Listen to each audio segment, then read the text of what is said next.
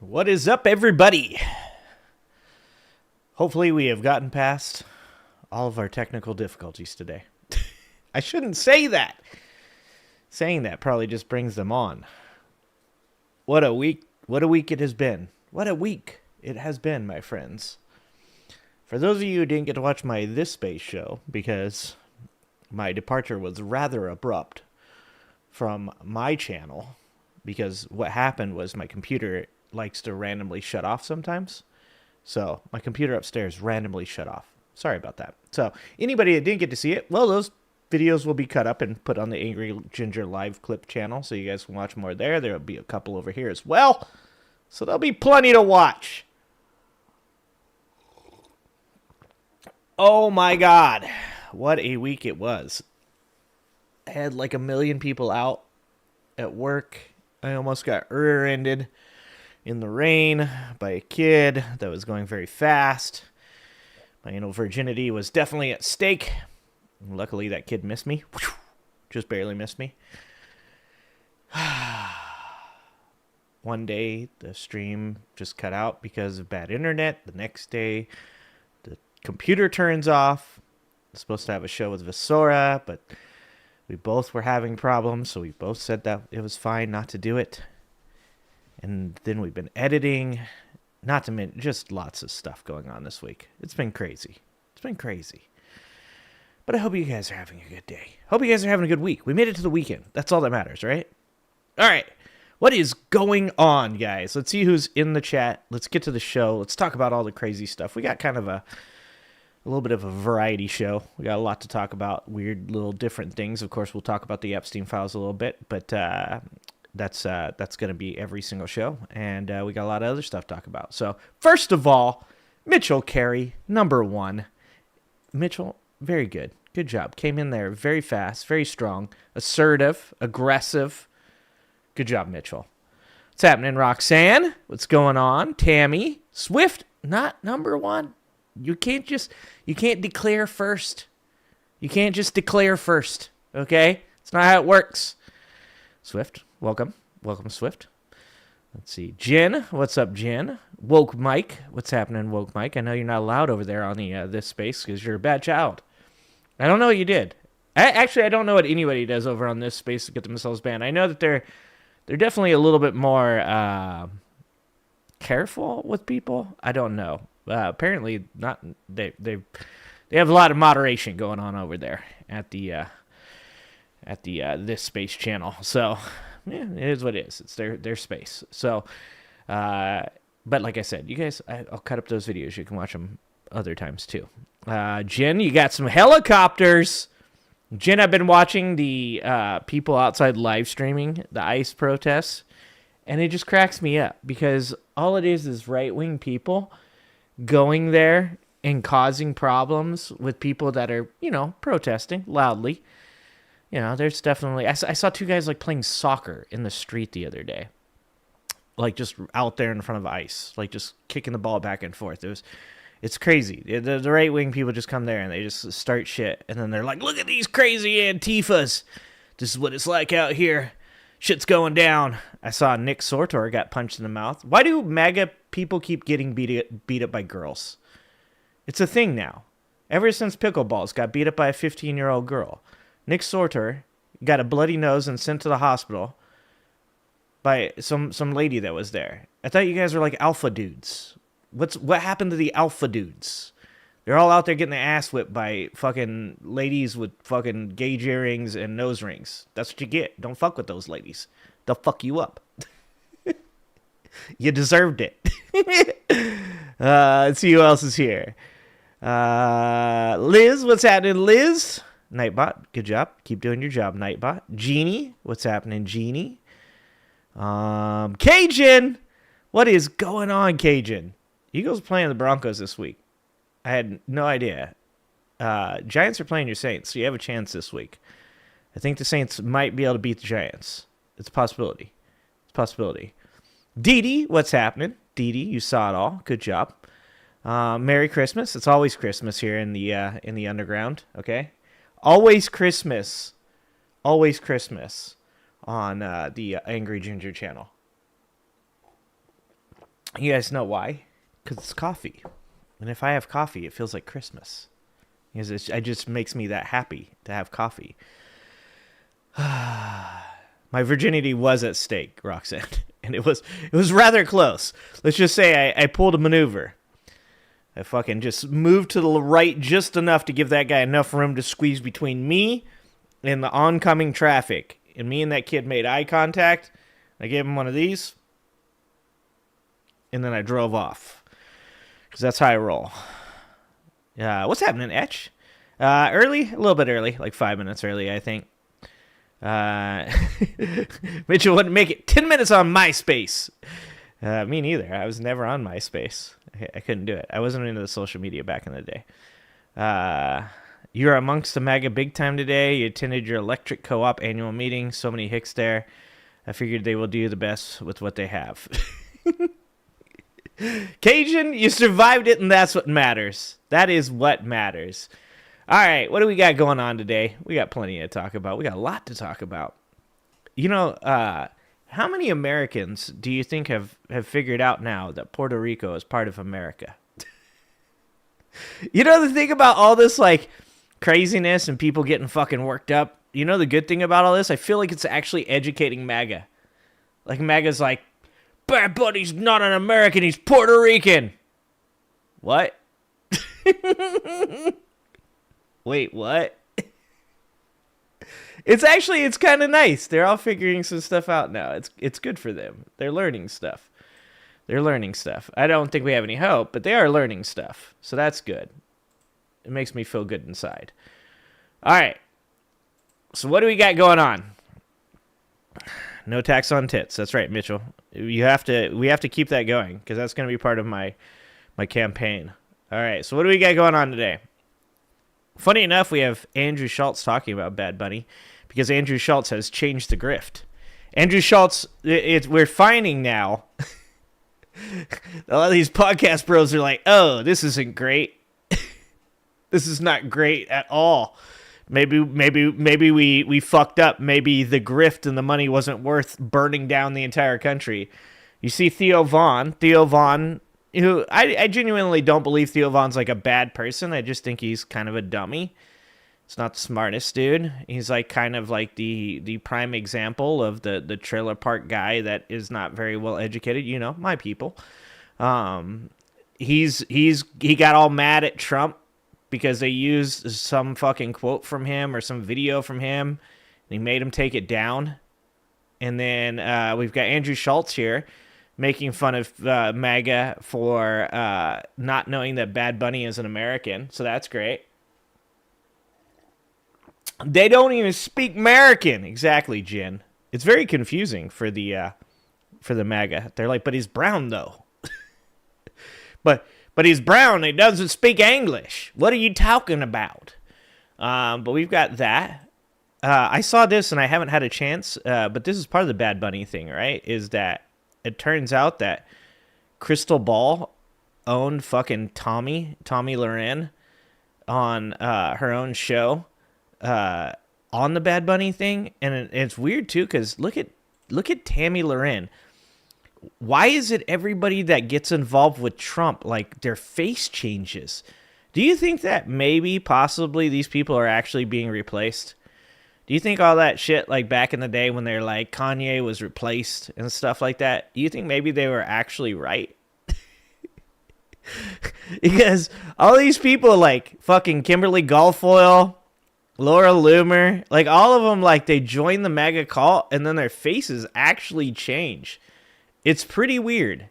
So we got that. We got Michael Fanone of J6 Police fame calling Stephen Miller a nerd. I was like, we got to watch that because Stephen Miller is a nerd. He's a big nerd. And he get his ass whooped by pretty much like a fucking 6-year-old. But because he's Trump's right-hand fucking Yahtzee fucking Gestapo runner, he gets to hide behind all these fucking feckless fucking ICE troopers. But he is a nerd, and he can't fight. I'm going to say that with utter confidence. We've got the IHIP ladies, because the IHIP ladies are always going to be on my show now from this point forward, pretty much every single time, because I love them.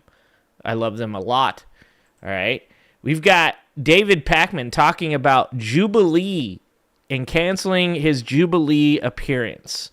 And the reason I have this video up specifically is because it's something that I've talked about before, about how a lot of these debates are ridiculous and they're not helpful and they're just entertainment and they're actually making the country worse. And I do believe that David Pakman's going to agree with me on that one. We have brand new Titus, just because Titus as well. Titus and IHIP, they just get to be on here. Titus and IHIP, they just always get to be on here. The birds are actually drones. They are now. I told you guys, like, the conspiracy theorists need to stop giving the government ideas. Like, the government just listens to everything we say. We all learned the other day that now there's an AI necklace that they just walk around with that listens to everybody. So now we're just sitting here giving them all the best ideas. They're going to be putting fucking bots inside the vaccines now. Like just giving them all the fucking ideas. We've got long housing. I don't know if you guys know what long housing is, but this was something that I like. This video. It's from a smaller guy named Jason K. Pargan. I believe he's the guy who wrote John Dies in the End or whatever. But this is actually a really good video on some of the problems with young men and why you see what's going on with, like, the Matthew Crooks shooter, the Charlie Kirk shooter, some of the issues to do with young men that don't get talked about enough, in my opinion. We've got a J-Reg video. I know I've never watched J-Reg on here, but I like this video because it's, like, fucking spot on. It's, like, spot the fuck on as far as, like, where everybody's, like, political values now rest within this weird-ass political environment. So I wanted to watch that. But first, let's talk about some of this stuff. Let's start by talking about young Trump voters revealing why their support for him has nosedived. And I don't think that this is something that should really come as any, like, surprise. I mean, eventually everyone is going to feel the repercussions of the support for Trump. And I've said this before, that a lot of the fuck around and find out stage for many of the, like, the loyalists, the older people, the boomers, the Gen X, the boomers that voted for Trump, isn't going to really come until Trump passes away. I think when Trump finally fucking takes the great nert dap was what I was about to say, the great dirt nap, when that finally happens for Donald Trump, I think that's when the fuck around and find out stage really starts for the cult. And I'm not joking when I say that people should check on their MAGA loved ones when Trump dies.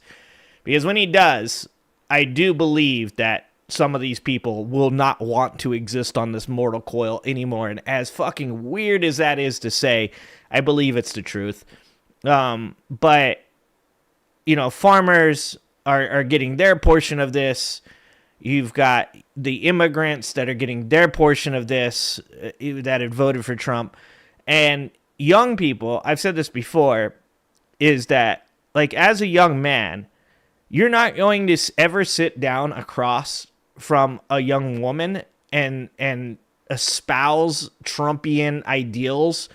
You're not going to be able to, talk about the cool debate you saw with Andrew Wilson on Piers Morgan and have her ever want to touch her boobies, right? That's just not going to happen. Women aren't sitting around waiting to be told by young men about how Ben Shapiro owns the college students, And I think that a lot of these young Trump voters got kind of caught up in the entertainment value of the last election and didn't fully recognize what they were doing. Young people make mistakes. Young people do stupid shit. So do old people. Old people do a lot of stupid shit, but young people actually have an excuse for it. So it doesn't surprise me that this has changed. It really doesn't. So Several young voters who backed Donald Trump in the last election have revealed why their support for the president has plummeted. A total of 14 Trump supporters under the age of 30 took part in an NBC News Decider series, which examines the views of voters in the 2024 election. Of these 14 participants, 8 independents and 6 Republicans. 9 said they disapproved of Trump's overall job performance so far, while 5 approved. I believe my trust in the administration has completely nosedived because how he's mishandled things, said Anthony, a 22-year-old Republican from Nevada who now regrets his vote. He cited Trump's handling of immigration and foreign affairs for the decline of his support for the president. And one of the things that I think is like really good about everything that goes along with these young people like waking up and seeing this and saying that this doesn't make any sense is there's a lot of people in MAGA that still haven't woken up to the fact that he has never really done anything that he said he was going to do other than like the deportations, right? And even the deportations, to be honest with you, aren't any, like, they're not doing more deportations than Obama or Biden did. They're just doing them in a much more visceral, worse way. And, I mean, I guess that's kind of what Trump supporters wanted, whether or not they admitted to it at the beginning or not.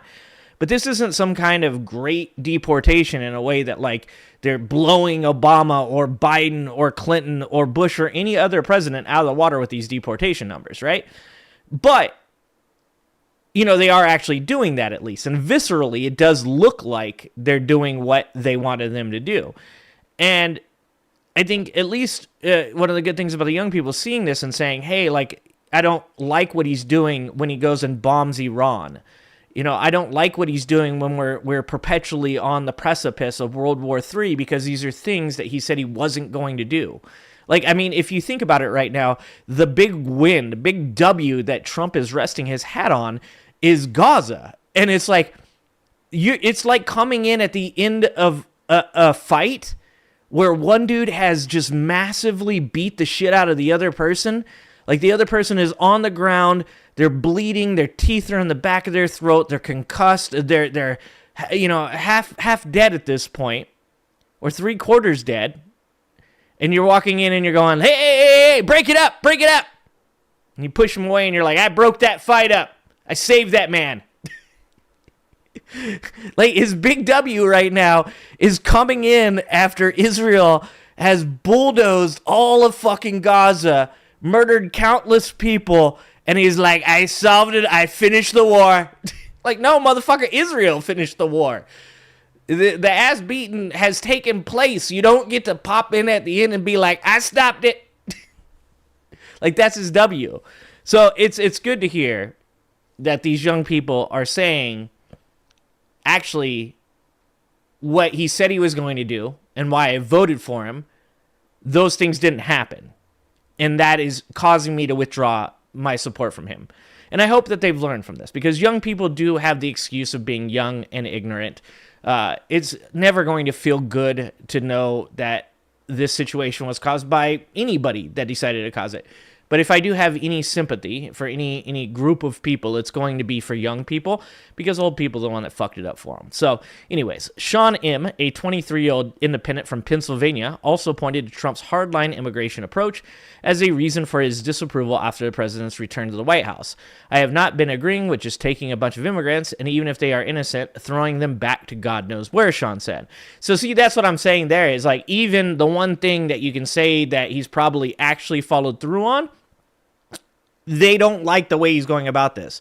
A lot of these people, there's recently a story about a woman in Alabama that her husband and her voted for Trump, and the husband was just deported because he's Iranian, and they're like, he was in the military. Well, all Iranians join the military. It's compulsory. You have to join it.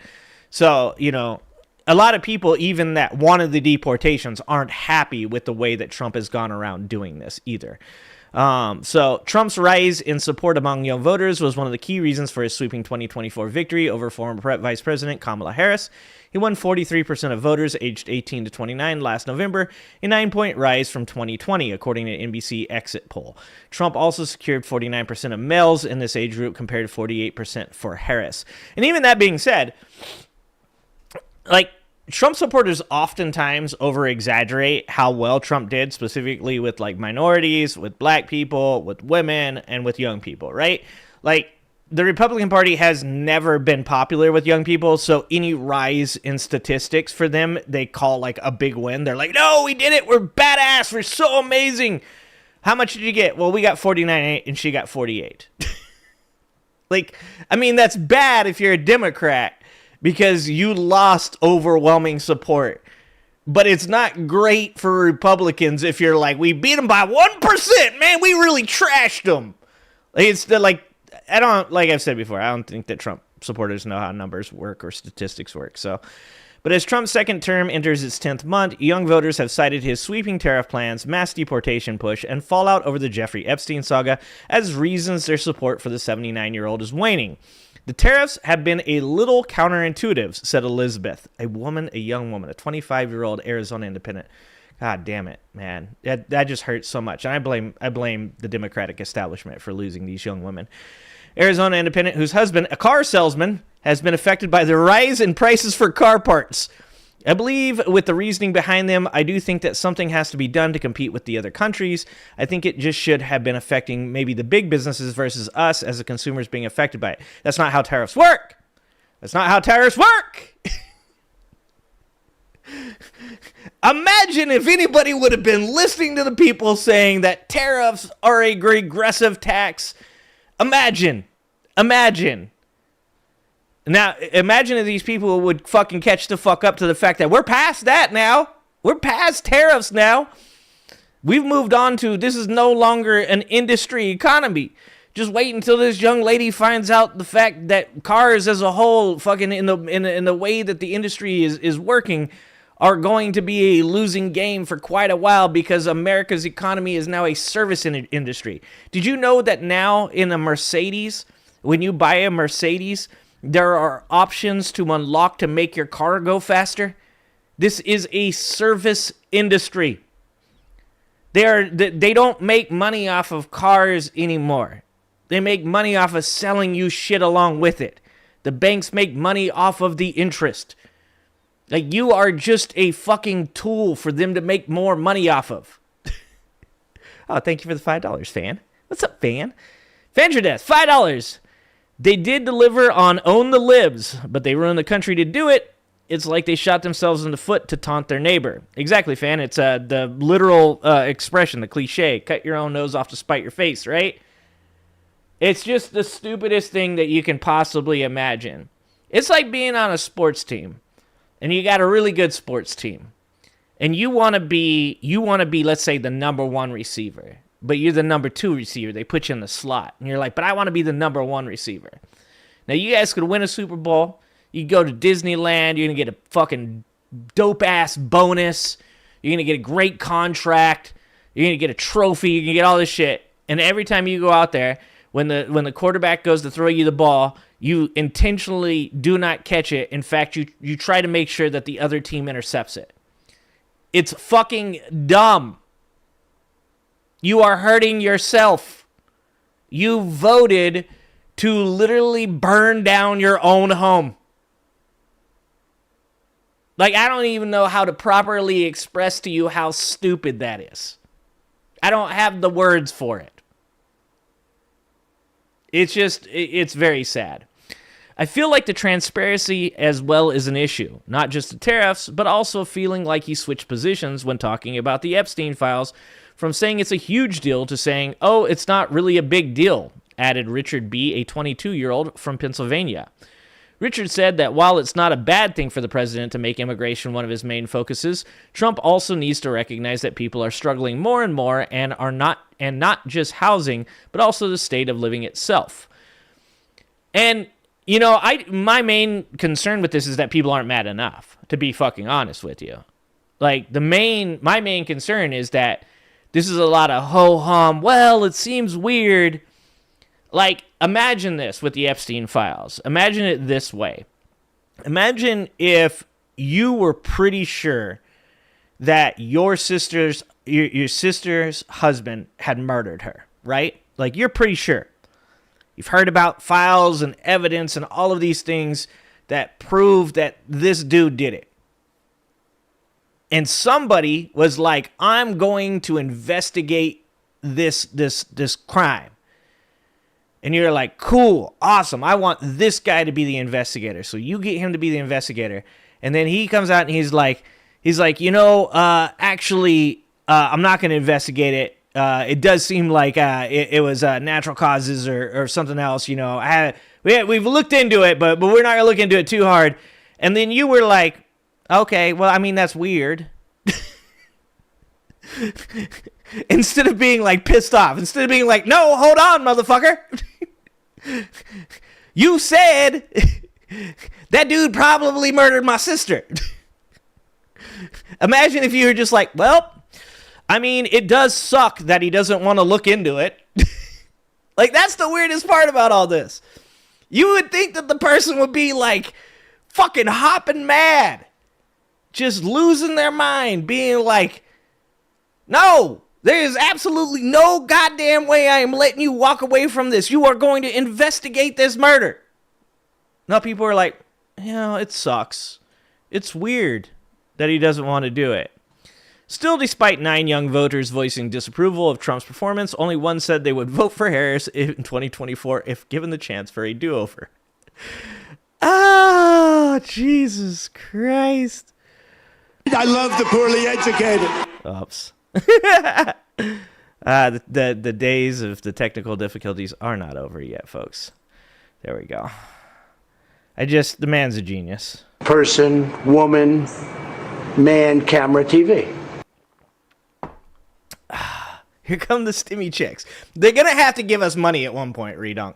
They're going to have to give us money at one point because that's the only way to calm down the trailer park people. When the trailer park people start getting really upset, that's when we're going to get our checks, okay?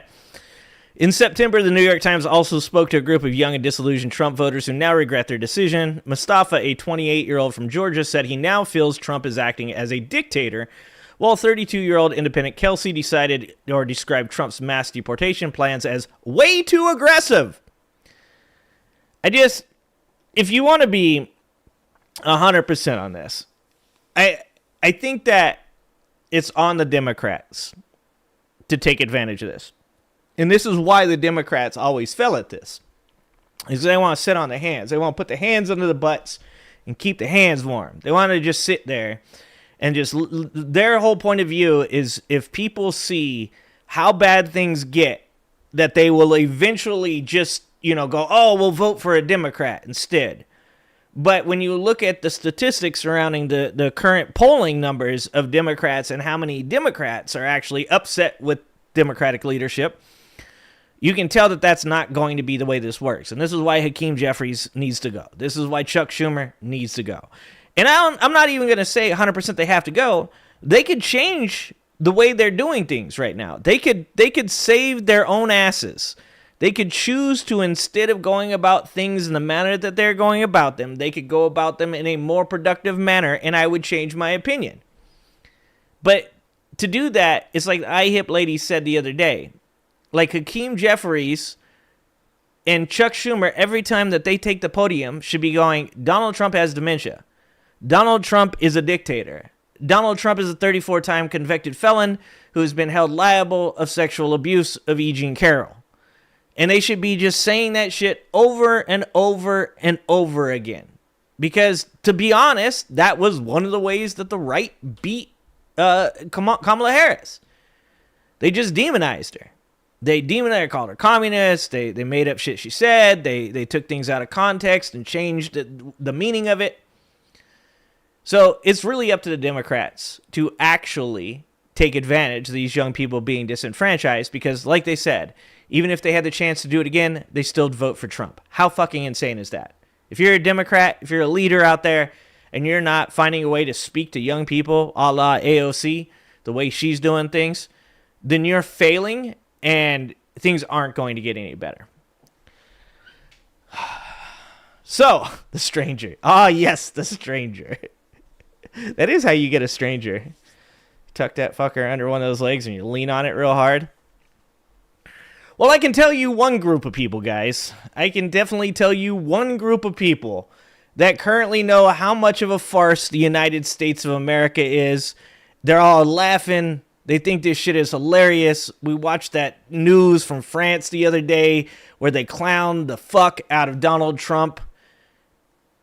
It's the rest of the world. The rest of the world definitely sees what's going on. And they are laughing. They are laughing. World leaders laugh at Trump for bragging about fake peace deal. World leaders laughed at President Donald Trump on Thursday as Albanian Prime Minister Edi Rama mocked Trump for repeatedly mistaking his country with Armenia. Trump has time and again falsely claimed to have brokered peace between Azerbaijan, I sounded that out, and Albania. While attempting to brag about peace declarations, he helped arrange between Azerbaijan and Armenia. Standing beside Azerbaijani President God, why do they do this to me? I grew up in a trailer park, man. Ilham Aliyev. At a summit for European leaders in Denmark, Rama jokingly reprimanded French President Emmanuel Macron for failing to contract. I can't do this right now. I can't do this. We're starting over. Starting over. Rama jokingly reprimanded French President Emmanuel Macron for failing to congratulate him and Aliyev on their peace deal. I can't do this right now. It's like the fucking country is falling apart. The leader is a clown, and we are like on the cusp of like an AI singularity. How am I supposed to do this?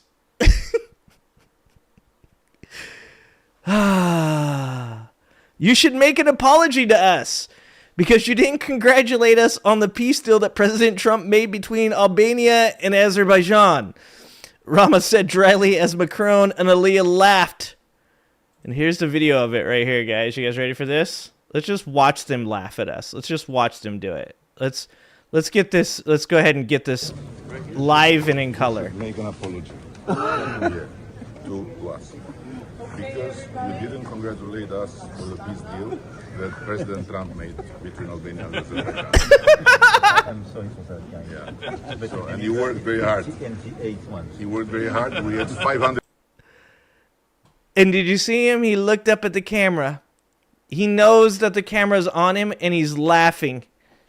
He knows that people are watching and they're going to see this, and he's just laughing. You were so interested to have did it, and you were so interested to have peace, and you were obsessed about Armenia, and you didn't thank Trump for Albania. Did it? We are getting clowned, dude. Like there is no other way to put it. I don't know how small is Macron. He looks like he's small. Either that or the fucking Albanian guy.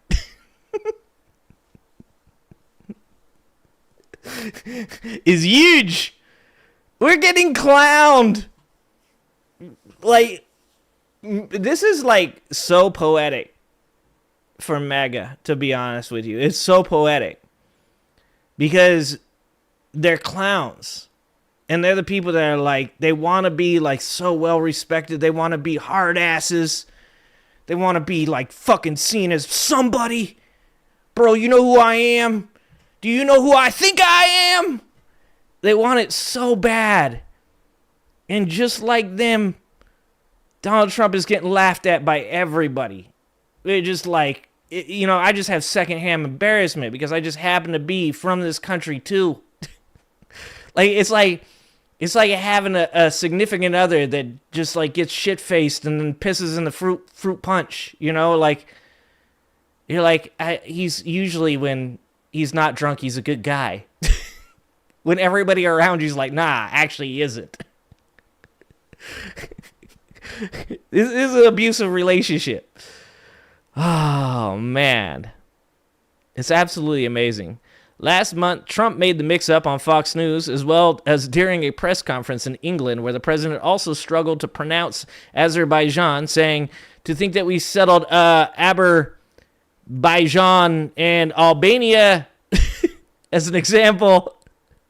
In August, he similarly told a conservative radio host, you saw the Azerbaijan,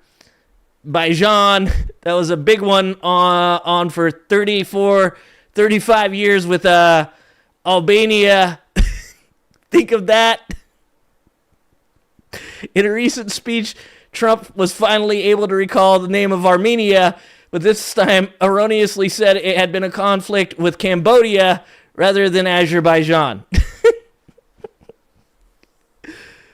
Dude, do you remember? It was only like a year ago that like Joe Biden would be like, he'd say like the Guatemalan president instead of the Mexican president. And like everybody would lose their fucking mind. They're like, he's senile! Dementia! It's so bad! And now, like, you don't hear a peep from these motherfuckers. Jake Tapper better be working on a goddamn book right now. And look, for anybody out there that's like, you had a hard time saying Azerbaijan too. I'm from the trailer park. You should not be using me as the example. If me and you are having the same hard time trying to pronounce a big word, that says more about you than it does about me. Oh, Macron dosing. Oh, fan, that's funny. Macron dosing. Oh, that's good. The only reason I can say Azerbaijan is because of UFC. I know. That's how I can say Khabib. I can't say Nurmagomedov though. Like if you guys ask me to pronounce fucking any of the guys from Uzbekistan or Kazakhstan's names, I'm gonna lose out on that one. You guys are gonna win that one, okay? All right. So I guess it's probably, well, actually I gotta do the things that were in the, okay. I'm gonna do the ones that I put in the name of the show because we're supposed to do that. So speaking of getting clowned, let's go ahead. Let's watch Michael Fanone blasting Pee Wee German for being a unhinged nerd. Like this is the good stuff right here, guys. Oh, I would look, if there's gonna be UFC fights on the lawn of the UFC, I want Elon Musk versus Scott Bessent. I want Marjorie Taylor Greene versus Lauren Boebert, and I'd like to see Michael Fanone fight Pee Wee German. I want to see that because I'm pretty sure Fanone, like, you're gonna have to throw in the towel. Like, Pee Wee German does not look like he could. I don't think he could fight his way out of a wet paper bag. I'm gonna be honest with you guys. Pee Wee German looks like just like every other fascist, authoritarian piece of human fucking garbage that has ever lived. That just hides behind everybody else, so that way he never has to actually like get his hands dirty, right? The only time that man's ever going to do anything of any physical nature is if you are handcuffed to a table. That's the only time that dude's ever going to get within arm's distance of anybody that could potentially get a hold of him. All right, like that's it. I would pay a pretty good amount of money, probably like $129.99, to watch Michael Fanone and Pee Wee German go at it on the lawn. No rules though, and that's actually for Pee Wee German, all right, because he's gonna need to scratch and bite, pull some hair and shit like that, right? Like that's the only thing he's got a chance. I think Fanone in 13 seconds. That's what I'm going with. I'm going Fanone in 13 seconds. That spoke to National Guard troops newly deployed in the city to effectively replace local police forces. Also there, Stephen Miller, who has no official... Look at that goofy-ass human being. My dude, you should have never went bald. law enforcement role in the administration.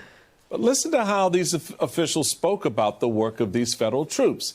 Now remember, they're talking to these troops in an American city about American citizens. I see the guns and bats in this room. You are unleashed.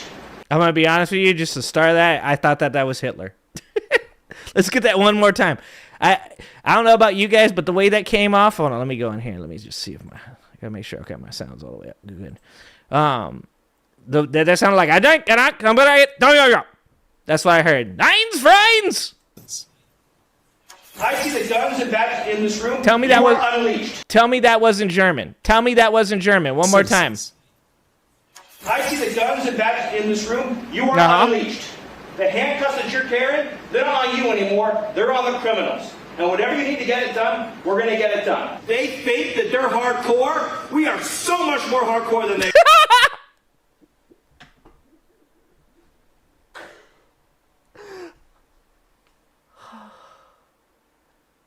No, he didn't. This motherfucker. He just said, we are so much more hardcore than they are. Bro, somebody come get their Goebbels.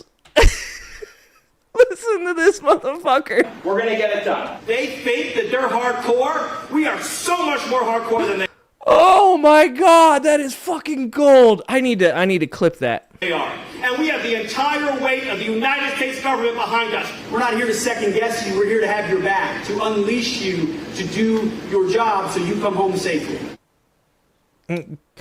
Sometimes, I mean, and you guys gonna hate me for this. Sometimes I feel bad for Pete Hegseth. Because it seems like Pete Hegseth, he's like, look, I was a Fox News guy, and now I am the head of the greatest military in the fucking world. There was at least a couple of these dudes, like Kash Patel, right? Kash Patel and Pete Hegseth, they're probably like, dude, this is gonna be real. This is gonna be serious. All right, like this is gonna be a real job, right? And they're not equipped. We all know that they're bad at their job. We know that they should not be in charge of these. But I do think that like Pete Hegseth was like, man, I'm gonna be so good at I'm gonna be better than Patton. I'm gonna be like the next General Mattis.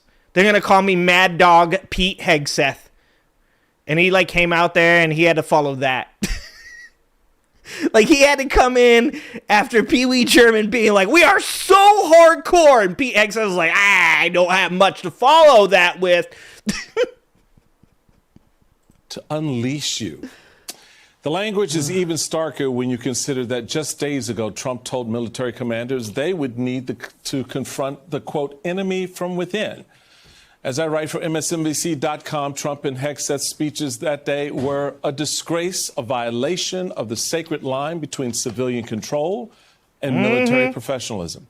Joining us now, MSNBC political analyst and host of the Bulwark podcast, Tim Miller, and retired D.C. police officer Michael Fanone. He's now a spokesman and advisory board member of Home of the Brave, an organization pushing back against Trump's attacks on democracy, and author of Hold the Line, The Insurrection and One Cop's Battle for America's Soul. Language matters. I think the specific... Oh, MSNBC. The thing I just can't stand about MSNBC is they constantly sound like somebody's like frustrated parent, right? Like just fucking use the words. Language matters? Are you my mom? Are you my mom? Come out and just say, this is some bullshit. These are dictators. This is ridiculous. These people need to be stopped. In no uncertain terms, these people are not good for America. Language matters? Oh, come on, man. Language that is being used unleashed. It is not an accident. And I think the president talking about the enemies within is a very specific... It's not just a wink or a nod. It is a clarion call.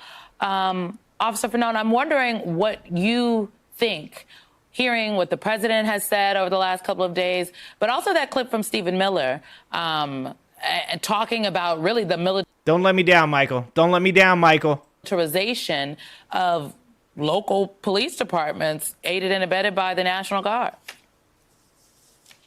Yeah, I think Stephen Miller is an unhinged nerd. That's what I'm talking about. Bam!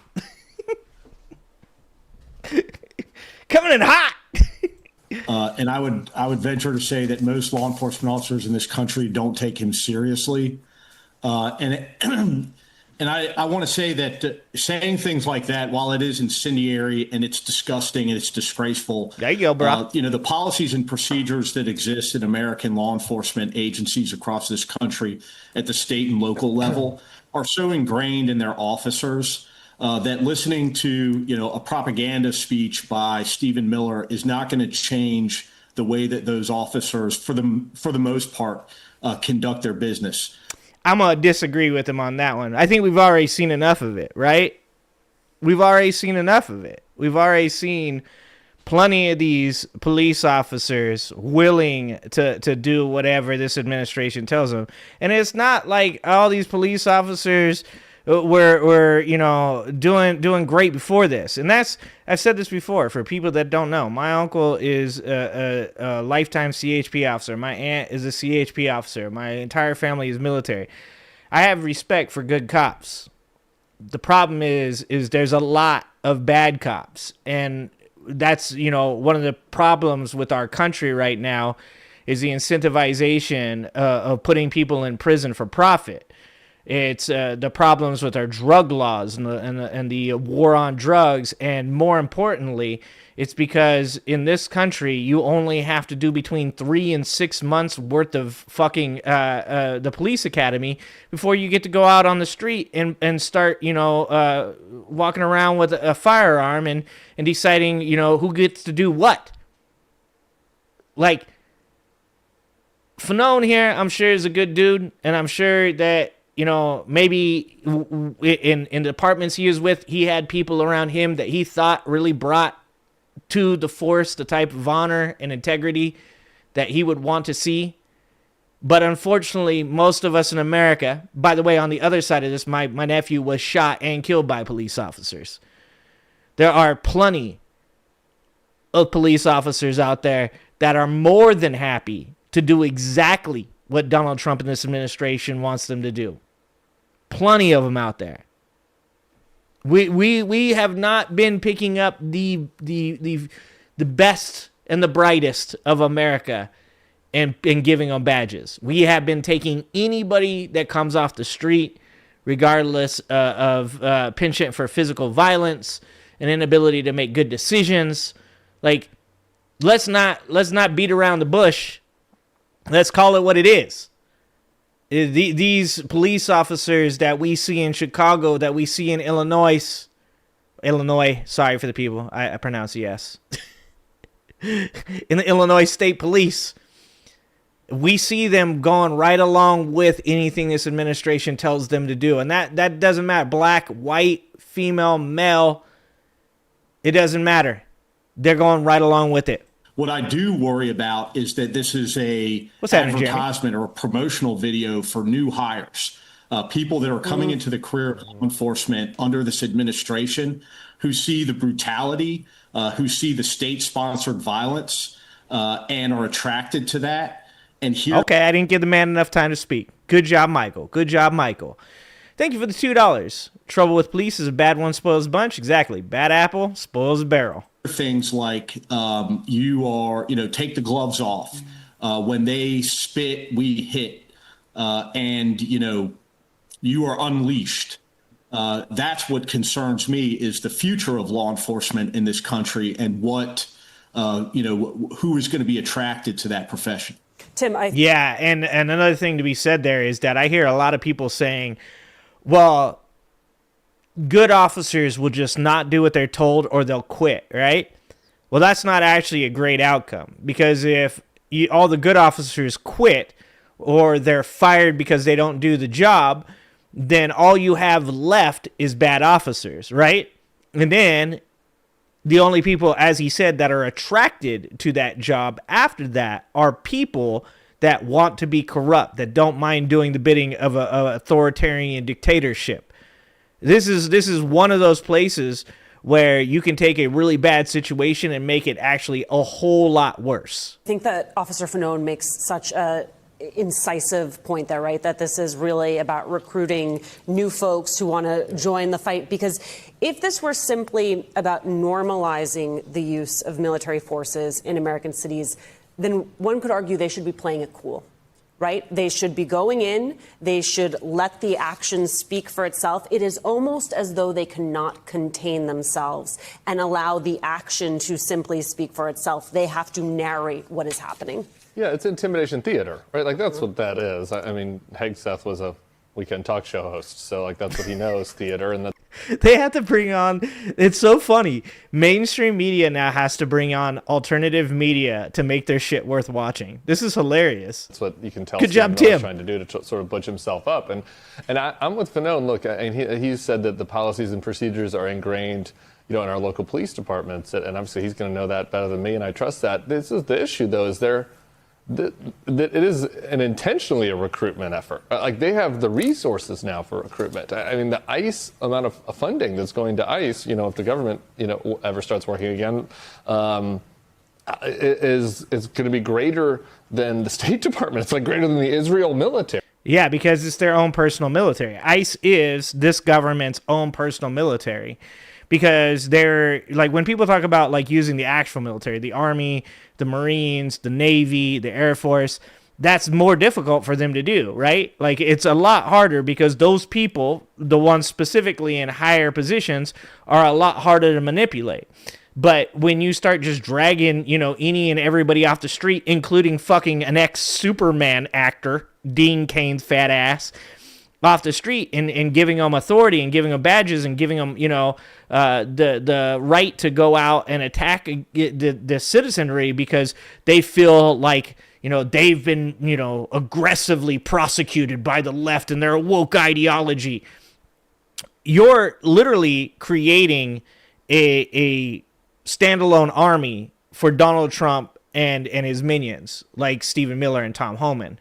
And that's like the really scary part about what's going on with ICE right now. You had a group of people that claimed that they were all about waste, fraud, and abuse.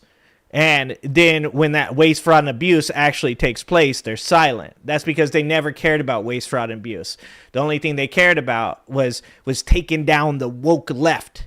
That's it. The liberals, making the liberals cry. And of course, they're going to one day be also victims of this, because we all know that when you have Gestapos, when you have secret police, it doesn't stop with just their enemies. I mean, when Stalin was in power, the people that helped him consolidate that power later became his most important political enemies. They didn't know it. They were unaware of it until he drugged their ass to trial and then had them executed.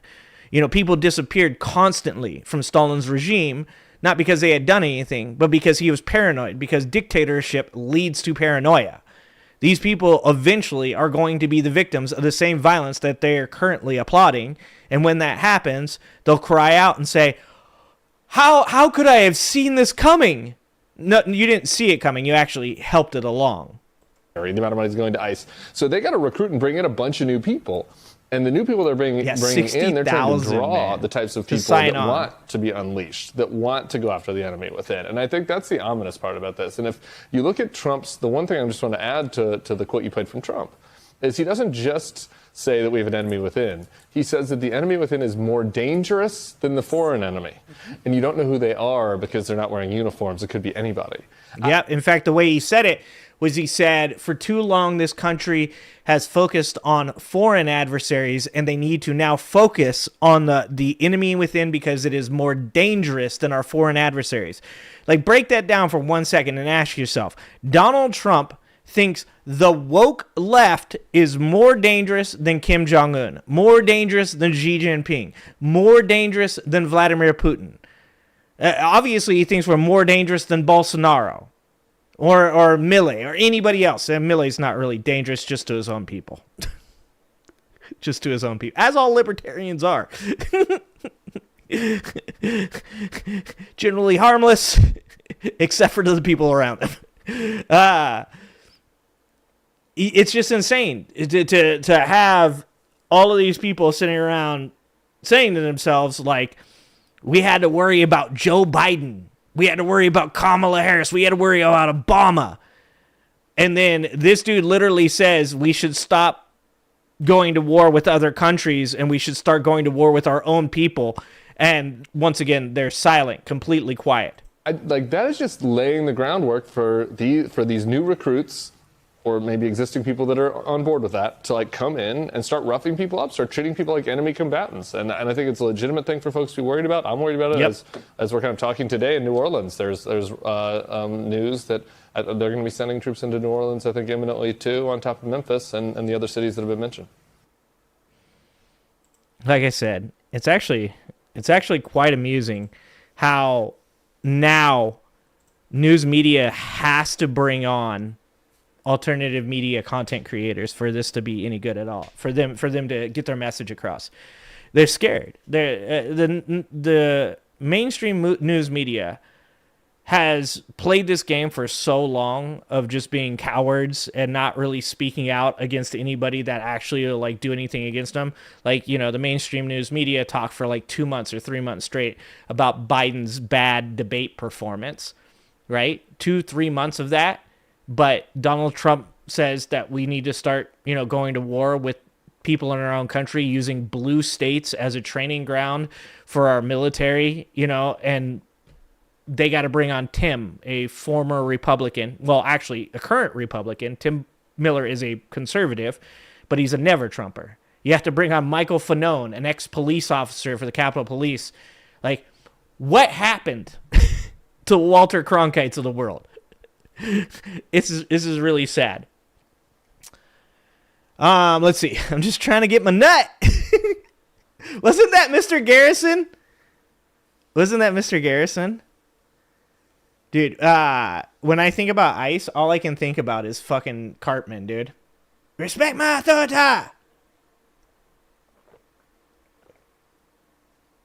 That's all I can think about when I think about ICE is fucking Cartman, dude. Wonder how Joe's doing these days, probably deep in an ice cream cone binge. Man's probably like, fuck this, you guys said you didn't want me. That's what I'd be. I'm a petty motherfucker. All right? If I was Joe Biden, my ass would be at home right now being like, yep, I'm going to move to Canada. That's what I would do. Like, no fucking joke. I would 100% move my ass to Canada, and then I'd start a YouTube channel. That's what I'd do if I was Joe Biden. I would move to Canada, and I would just endlessly talk shit about all the people that didn't want me to run or didn't vote for Kamala Harris. Like, every day would be me shitting on Jake Tapper. Every day I would have like an hour to 2 hour long rant on how much of a douchebag Jake Tapper is. That's how petty I am. All right, let's talk about Bad Bunny, because that's where we're at now. Let's talk about the Bad Bunny stuff. So this is actually going to be like a two-part thing, because as I said before, it is pretty funny. It is pretty funny to watch all like the broadcasters kind of recognize, oh, I think I might have burnt down my own house. And, you know, I do think sometimes one of the biggest problems in today's media spectrum is that we move so hard towards, you know, looking to comedians for news, because our news was doing such a bad job of actually giving people the real news, right? Like, one of the things both the left and the right agreed on until we entered into what's happening now was that news media had failed us. And, you know, for how many years many people said, like, you know, I watched The Daily Show to get my news. And even back then, I always thought that was a bad idea. I was always like, I love Jon Stewart. I think Jon Stewart's hilarious. But that's not my legit spot for news. I'm going to hear what he has to say, and then I'm going to go and I'm going to do my own research. God, I hate saying that now. But that's what I do is I prefer to read articles, to look into what the subject matter is. So if it's something like immigration, then I want to go to the government immigration website. I want to look at, what legislation has been passed, who passed it, who voted for it, who didn't. I don't want to just hear Jon Stewart say immigration good, immigration bad in a funny way, and then I go along with it. So I think that we made this hard movement towards comedians being the source of our news, and even to some point that's why I'm up here doing what I do. Not that I'm funny, but I do make a lot of bad jokes, and there's something to be said. The George Carlins of the world are great, Bill Burr, great, but what we had here was a bunch of people kind of made their way to popular comedians or the people that they thought were funny, that they thought agreed with them, and then they allowed them to tell them how they should vote. And Bill Burr said it best, I think, when Bill Burr said, why would I ever bring Donald Trump on my podcast? The questions I'm going to ask him is what was your favorite Super Bowl? And then he's going to say something like the Patriots, and then there's going to be some dipshit in my chat that's like, I like that Super Bowl too. I'm voting for this guy. Because why? Because why, guys? Why? I love the poorly educated. Because he loves the poorly educated. So it is pretty funny to watch the broadcasters, whether it's Tim Dillon or Andrew Schultz or Joe Rogan even, or I just recently saw Bill Maher, who's a little bit more of a political guy himself. I think Bill Maher knows less about politics than Jon Stewart does. And Jon Stewart actually knows a lot about politics, to be honest. But like I said, it's just not where I go to get my information. So it's just been funny to watch him kind of make this U-turn on these subjects and attempt to go back to just trying to be funny and trying to be I just was making jokes. So here's Andrew Schultz talking about Bad Bunny, because, of course, this has been a big thing recently with MAGA getting really upset. Because he's a Mexican. He's a Mexican, guys. Swear to God, he don't speak English. This is Andrew Schultz. Even Andrew Schultz is like, this is stupid. Hello, everybody. This week it was announced that global sensation, Spotify's #1 artist, Kendall Jenner's prize Platino and Duolingo darling Bad Bunny will be headlining the Super Bowl halftime show, making him the first Puerto Rican patriot to perform at the Super Bowl that's not a gang-banging boss and booty boy. Now, he's just lucky Aaron Hernandez isn't alive. There's a story about Aaron Hernandez where he caught a touchdown in the end zone, and the cornerback, I think it was a cornerback for the Titans. The cornerback for the Titans was playing him a little too tight, which he probably liked. And he knocked his ass down, caught the touchdown, and stood over him and said, I will kill you. And he said, at that time, I didn't know that actually this dude would have killed me. Andrew Schultz should be real happy Aaron Hernandez is not alive still. Now, for those of you who will be headlining the Super Bowl halftime show, making him the first Puerto Rican patriot to perform at the Super Bowl that's not a gang-banging boss and booty boy. Now, for those of you who don't know Bad Bunny, he is the world's largest Latin trap artist, followed close. I don't know anything about Bad Bunny. So this is educational for me. All right? All I know is that he's brown, and that makes MAGA really, really mad. That makes MAGA so mad when they see a brown person. In Springfield, they're eating the dogs, the people that came in. They're eating the cats. They're eating the pets. So I don't know anything about Bad Bunny. So this is going to be educational for me. Closely by ICE. Literally. Surely, with the last few weeks we've had in America. Wait, what was that about ICE? Bad Bunny that's not a gang-banging boss and booty boy. Now, for those of you who don't know Bad Bunny, he is the world's largest Latin trap artist, followed closely by ICE. Literally. Surely, with the last few weeks we've had in America, the keyboard culture warriors would be too exhausted from politicizing everything from 5 mass... MAGA, he's talking about you, MAGA. shootings to the logo change of a highway rest stop restaurant to forcefully insert politics into the Super Bowl halftime show, right? Nope. Robbie Starbuck, cultural commentator, lesbian kickball coach, and my hair donor for the Street Fighter movie said, this is... Wait, is there lesbian kickball? Because I will watch that shit, like, in a moment. If there was lesbian kickball, well, it depends. It depends. Like, what do the uniforms look like? I'm gonna need to know what the uniforms would look like first. It isn't about music. Nah, I'm a liar. I'd watch it anyways. It's about putting a guy on stage that hates Trump and MAGA. Like, you don't even know that. You don't even know that Bad Bunny hates Trump and MAGA. Like, that's the craziest thing. Like, is that they're like, he speaks Spanish. He hates America. Like, that is, like, your grandmother does not know who Bad Bunny is. If I don't know who Bad Bunny is, I know a fuck ton about music. Like, I know who Bad Bunny is. I know he exists, right? I don't know what his music's like. If I don't know what Bad Bunny's music is like, your fucking Uncle Bill and his wife, Brenda! Brenda, who's Bad Bunny, Brenda? What? He's Mexican? You don't know any of his music? What? Is he for Trump or is he? I'm just gonna say he's against Trump because he's Mexican. He don't speak English, does he?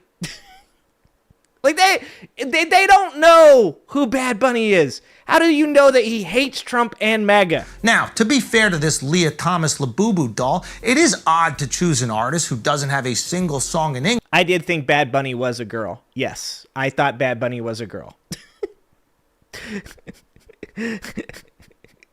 To perform on a stage that hates Trump and MAGA. Now, to be fair to this Leah Thomas Labubu doll, it is odd to choose an artist who doesn't have a single song in English to perform for the biggest game in America, a country whose language outside of Dearborn, Michigan is English.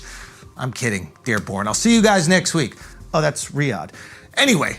Andrew Schultz isn't that funny. He's just not that funny, I'm going to be honest with you guys. Like, at least with Tim Dillon, when I listen to Tim Dillon, I'm like, Tim Dillon's actually funny. Not his stand-up, though. Tim Dillon's stand-up was horrible. A couple months ago, this handsome guy with questionable sperm motility said, Bad Bunny is the biggest artist in the world, right? Yeah. He can't do the Super Bowl. Now, for the record, I also said Netflix would be dead, and now it's the world's biggest streamer. So in a lot of ways, I probably spoke this into existence, and that's why they call me Nostradamus. You're welcome, Puerto Rico. Now, when I said that, my thinking was, it's the NFL halftime booker's job to create a show that appeals to as many NFL fans as possible. That makes sense, right? For example, yeah. Okay, I'm going to let him get to where he's going to get to. But does Andrew Schultz know who the fuck watches football nowadays? If you remember right, MAGA stopped watching football because a black man knelt because of police brutality because a Navy SEAL told him it was a good idea. You guys remember that? Like, I'm going to let Andrew Schultz finish what he's saying here, but if you don't think that the people that are currently watching the NFL are interested in somebody like Bad Bunny, well, Kendrick Lamar has something to say to you. Taylor Swift has something to say to you. The fucking vast majority of young people in this country have something that they would like to say to you. Someone was putting on a show for Ben Shapiro and his company, they would hire a choir of Palestinian toddlers being crushed by a hospital bombing, or as Ben calls it, porn. But after Mr. Bunny was chosen, I asked myself, what really is the goal of the Super Bowl? Okay, that was kind of cold. Obama. That was actually pretty fucking harsh. Halftime show. Is it to entertain the fans? Sure. Is it to sell AirPods? Absolutely. Or is it being used to extend the reach of the NFL? Hey! Ding, ding, ding. There you go. Is an example. All right, I'm going to give him points for that one. As I wear my fucking Super Bowl champion sweatshirt too, just so you know. I know what I'm talking about. Yeah, dog, that's exactly why it is. That's it's capital fucking lism. Why do I have to keep explaining to people all the time? Every time somebody's like, DEI, I'm like, it's for capitalism. They're like, they won't give money to black people for reparations, capitalism. They want green energy to fucking kill off the poor people. No, it's capitalism. It's always capitalism. Of someone they like to have as a new fan. The NFL wants to be a global brand. They have games in London so they can reach a larger Muslim audience. They have games in Mexico so the Raiders fans will deport themselves. They have games in Brazil now that Tom Brady is retired. They've seen the success of the NBA abroad and the international dominance of soccer, or what people who have free healthcare and missing teeth call football. So maybe they're hiring a musical act that is a massive global success, and a considerable percentage of his fan base are not football fans, in the hopes that those non-football fans tune into the... Yeah, why do you think that they have pushed Taylor Swift so much? Like, people never fucking understand this shit. I can't believe I'm, like, agreeing with Andrew Schultz here. People don't get this. Target doesn't have a fucking gay pride section every fucking June because they're like, yo, we love gay people. It's because gay people buy shit. They probably buy more shit than we do, actually, to be honest with you, because they're fucking fabulous, all right? I don't wake up in the morning and worry about whether or not my outfit is fabulous. And I know that a lot of gay dudes out there, like, that's their main concern. I also don't think they shop at Target.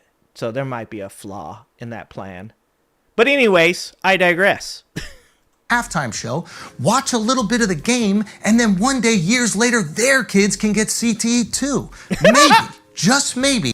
All right, some of the jokes are pretty good.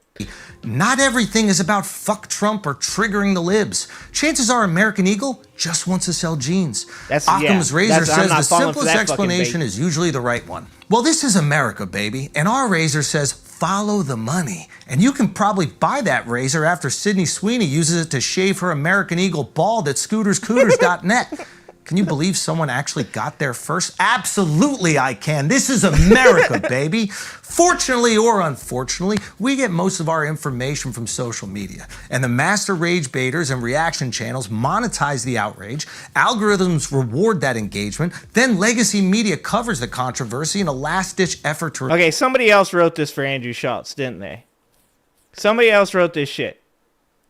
I'm going to put money on that right now. Andrew Schultz did not write this diatribe. It's either that or the smell of desperation, right? Because if he did write this, then I smell desperation.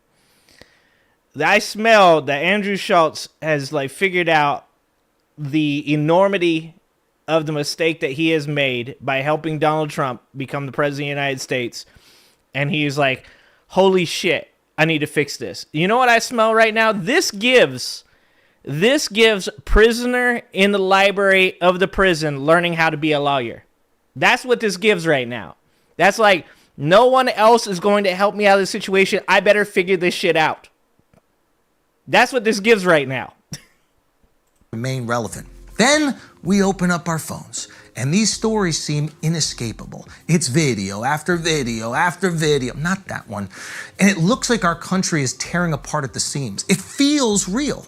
But the truth is, none of us normal, rational people give a fuck that Cracker Barrel changed its logo. And you know I know that is true? Because 50% of the tweets about Cracker Barrel were bots. There was no controversy. There was no outrage. This whole story was faker than a smile on Love Island. The point is, a lot of the outrage we're feeling is manufactured, and the opinions behind it aren't real. We need to start recognizing that before the grifters and their bot armies turn this country into a Waffle House after Morgan Wallen headlines Astroworld. Yeah, but who? Who are the grifters? Andrew Schultz. This is why, like, this is what drives me nuts about Tim Dillon. This is going to drive me nuts about Andrew Schultz. It's what drives me nuts about Joe Rogan, is that it always comes down to, what was that tweet the other day? Bill Maher, another motherfucker that drives me nuts with. A tweet from Bill Maher where he said, I'll tell you what, we'll trade you the crazy woke ideology and you guys trade us the slide into autocracy. And somebody said, the fact that we hold those two things as being equal is exactly what's fucking wrong with this country. And that is the goddamn truth. If you think somebody arguing over something like transgender bathrooms or arguing over whether or not a black man deserves to sit in front of an interviewee or interviewer and have an equal chance to get the job as a white man without being discriminated against is anything fucking close to an authoritarian dictator that talks about fucking using the military in blue states to train them against the populace, you are a moron. And I guarantee you that Andrew Schultz is that dude. And that's fucking sad because everything he's saying here is very spot on. It's very spot on. He's right. I preached this consistently on this show. The majority of the things that happen in this country, whether they happen on the left or they happen on the right, are because of capitalism, because everybody wants money. From the bottom of the bottom to the top of the top, every single person is pushing each other out of the way so they can get closer to smell the almighty dollar. And I want so bad for people to recognize that being true, but also understand that somebody like Donald Trump and the way that he has manipulated people using that system is a lot fucking worse than Joe Biden bringing forth the Chips and Science Act and then saying, hey, we have a transgender day of fucking visibility. You can't put the transgender day of visibility on the same level as we need to have a war from within. Like, that's insanity. And for God's sake, please, let's not ruin sports. It's nice to have one thing where you can hate someone simply for the color of their jersey. That's actually, some of this shit was actually funny. I'll give him that. I call it. Y'all gonna be mad at me. Fly, Eagles, fly, bitches. Oh, thank you for the $2, fan. Fuck around and find out. You know, they say hindsight is 20/25. That is pretty funny, fan. That is pretty funny. Yeah, I mean, like I said, I think I said everything I need to say there. Is that, like, every time that somebody has ever argued with me about DEI, I explain it to them the same way. Every single time. I'm like, if you don't understand why Fortune 500 companies all employ DEI, you're a moron. You're literally being controlled by exactly what he's talking about right there. And that is, the only thing you see is the surface, right? You see the surface of what they want you to be angry about. You can only see the machine. You can't see the cogs within it. And one of the places I tell people on the conspiracy side, I say a lot of the times we actually agree on some of the issues in the society that need to be dealt with.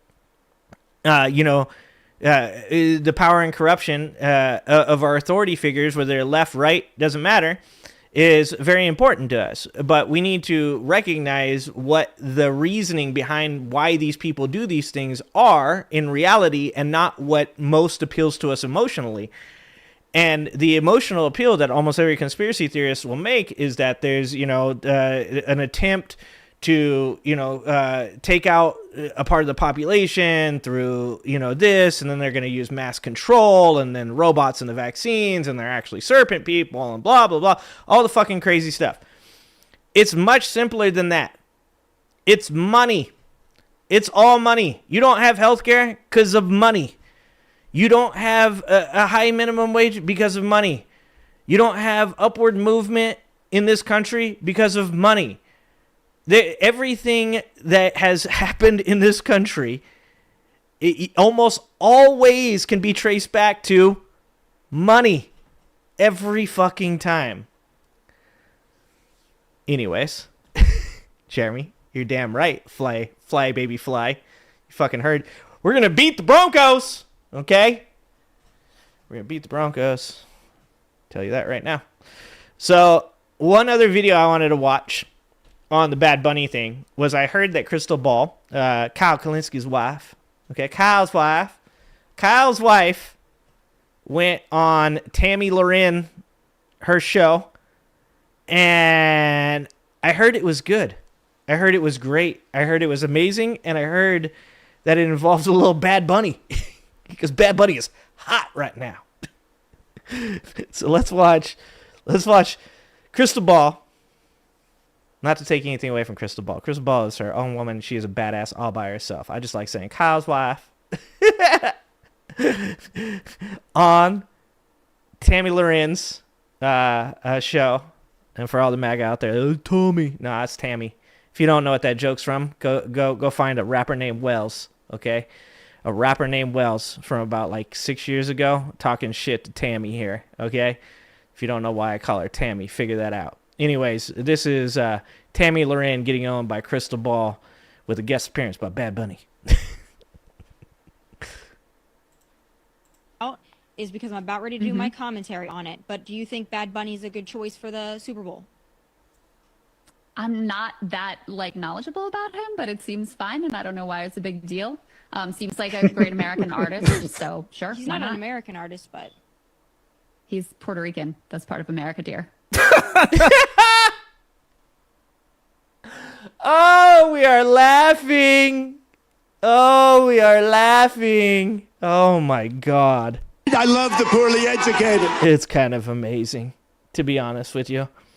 And like I said, what is going on with all the women that show up in Trump's fucking circle? Why do they all look like they like this is not the same Tammy? Tammy has been replaced, I'm telling you. That's a serpent person. That's a Lemurian. I bet that's a Lemurian, guess. Like every one of them, they don't look the same anymore. Like they go in looking like one way, and then like a year later, they look like a completely different person. There is a potential chance that, just like I said, like Kanye, okay, that they may have been replaced. Oh, we gotta get that one more time. We gotta get that one. That was amazing. I love the fact that Crystal Ball is like, I don't know anything about Bad Bunny. And then she's like, well, he's not an American. And Crystal Ball, without fucking hesitation, is like, I do know something about America. And that is Puerto Rico is part of America. I don't know why it's a big deal. Seems like a great American artist, so sure. He's not an American artist, but he's Puerto Rican. That's part of America, dear. She threw that deer in there. That's how you know, like when somebody says some stupid, like women throw that deer in there. Like, come on now. Yeah, that's a real dart. So let's be clear about what we just heard. Tommy Lauren knows nothing about a country she claims to love dearly. All right, there would be more embarrassing moments. I'm very interested to hear if you think President Trump is a fascist, and if you think that I, by definition, as a conservative, am also a fascist. I don't think everyone who supports President Trump is a fascist. No, you support fascism, though. This is something I was saying the other day to somebody, is that you might not be a fascist, but you do support a person who is currently doing some fascism. So you, like you can, like I said, you can be in a relationship with a person where, like, you don't completely understand their character. Like, you think, like, oh no, like, they're generally a good person. It's just when they drink that they're not, that they're a bad person, right? But that person is a bad person, and you're in a relationship with a bad person. Now, you might not believe that that person's a bad person because you might have seen something about them that you like the size of their dong. That's a possibility. It's just, that's real life. Now, that person's still a bad person. So when somebody that says, well, I'm a conservative, so I'm a fascist because Donald Trump is the president and I support him, I support the president of the United States. It doesn't matter. Even when Joe Biden was a president, I might not have liked it. I'm like, motherfucker, you had a fuck Joe Biden flag. First of all, like, yeah, you still support a fascist. And that does make us want to ask the question, are you a fascist? And if you think that I, by definition, as a conservative, am also a fascist. I don't think everyone who supports President Trump is a fascist. I do think that President Trump is a fascist, though, and I'll give you a perfect example, Tommy. It's kind of an awkward day for you to give this spiel because Trump is speaking to all the generals today in Quantico, and he just said that he's going to use the military against the enemy within, which is part and parcel of what he's been doing with deploying the National Guard in cities across the country. So when you ask about definition of fascism, the president really sort of gave his own definition of fascism today. I would really caution you from going down this path, especially as someone who, is a commentator, uses your words for a living. I know in the past, I did a little bit of research. You called people who were enforcing mask protocols Nazis. President Trump has, of course, used his language in quite aggressive ways, including calling Kamala Harris and others fascist, radical leftists, communists, et cetera, et cetera. Do I think that was inciting violence against Kamala Harris? Do I think you were inciting violence against people who were enforcing mask mandates? No. So I think we have to really maintain this commitment to First Amendment free speech, even in the face of incredible crackdowns from this administration in ways that are truly extraordinary and quite dystopian. Holy shit. Somebody called the police. That was a murder. God damn, son. I have secondhand embarrassment. Oh my God.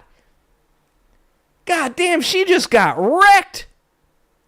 This is Mike Tyson in his prime fighting a 15-year-old affluent child. Tammy just sat there and just took those to the face. Crystal Ball just fucking loked out on her ass. Holy shit, man. Woo! Oh my God. Somebody's going to need to report that murder. Very good points here, by the way. Tomato Lorenzo did a whole intro monologue where she says that calling us fascists is basically incitement to violence. And so here's Crystal saying, okay, well then you incited violence, right? Everybody on the right incites violence all the time, way more than people on the left. If you say, hey, mean words, calling people mean words is incitement to violence. So this is her busting up that idea that hey, if you say that's incitement of violence, I guess we're all guilty, except you guys are even more guilty. And this is good stuff from Kyle, who not only reacted to the interview. Yeah, I love watching Kyle when he reacts to Crystal Ball.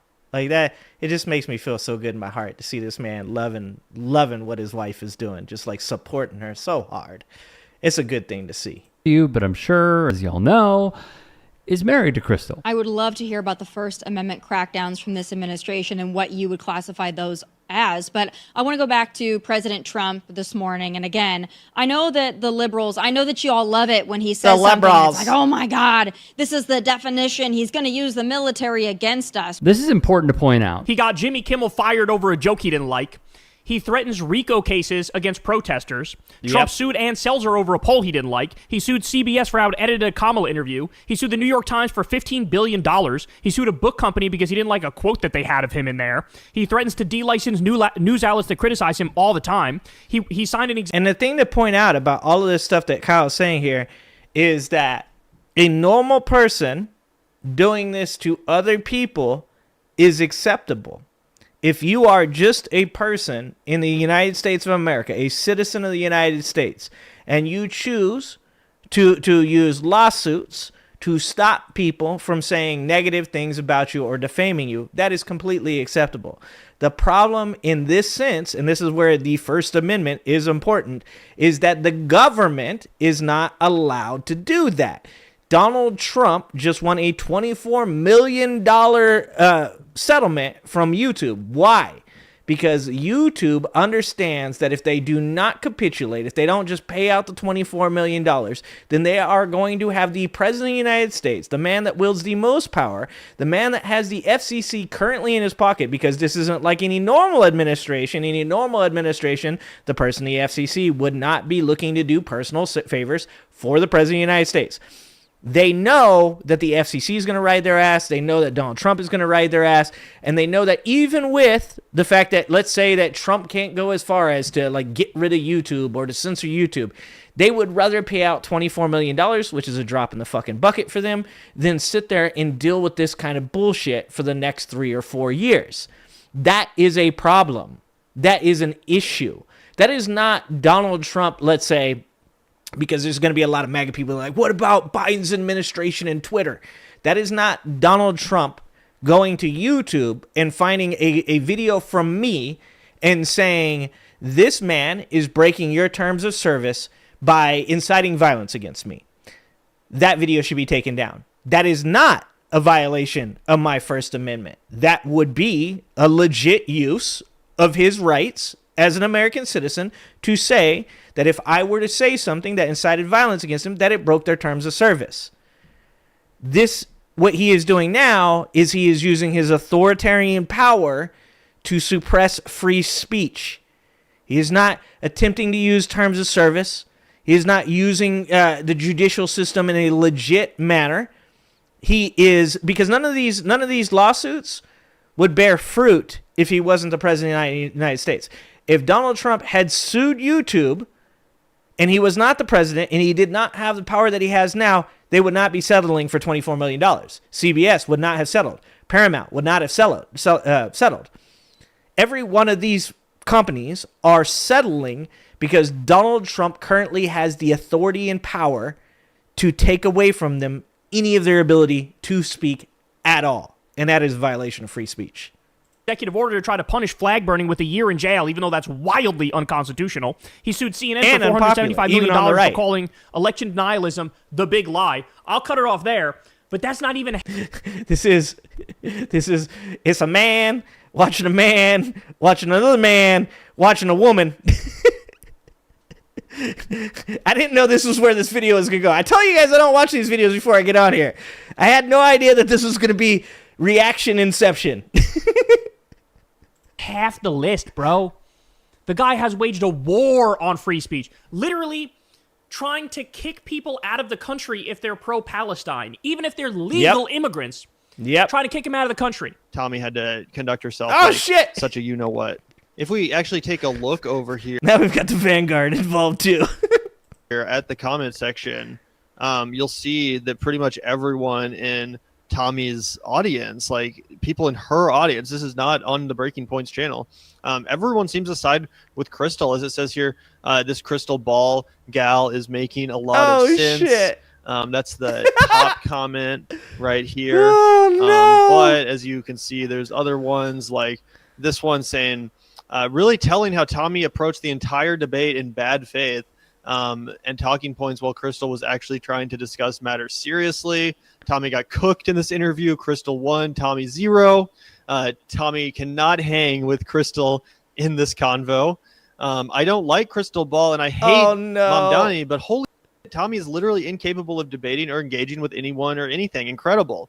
LMFAO, Tommy just got cooked by Crystal. Tommy got cooked. First time watching Tommy, and she's a genuine idiot. A talking head for a regressive political movement. Amen. So nice of Crystal to go on the channels of smaller aspiring content creators. That's an epic. That's word. epic. Holy shit, yeah. dude. I realized we forgot to show these comments off, but they were brutal, dude. Oh, I just realized that etch.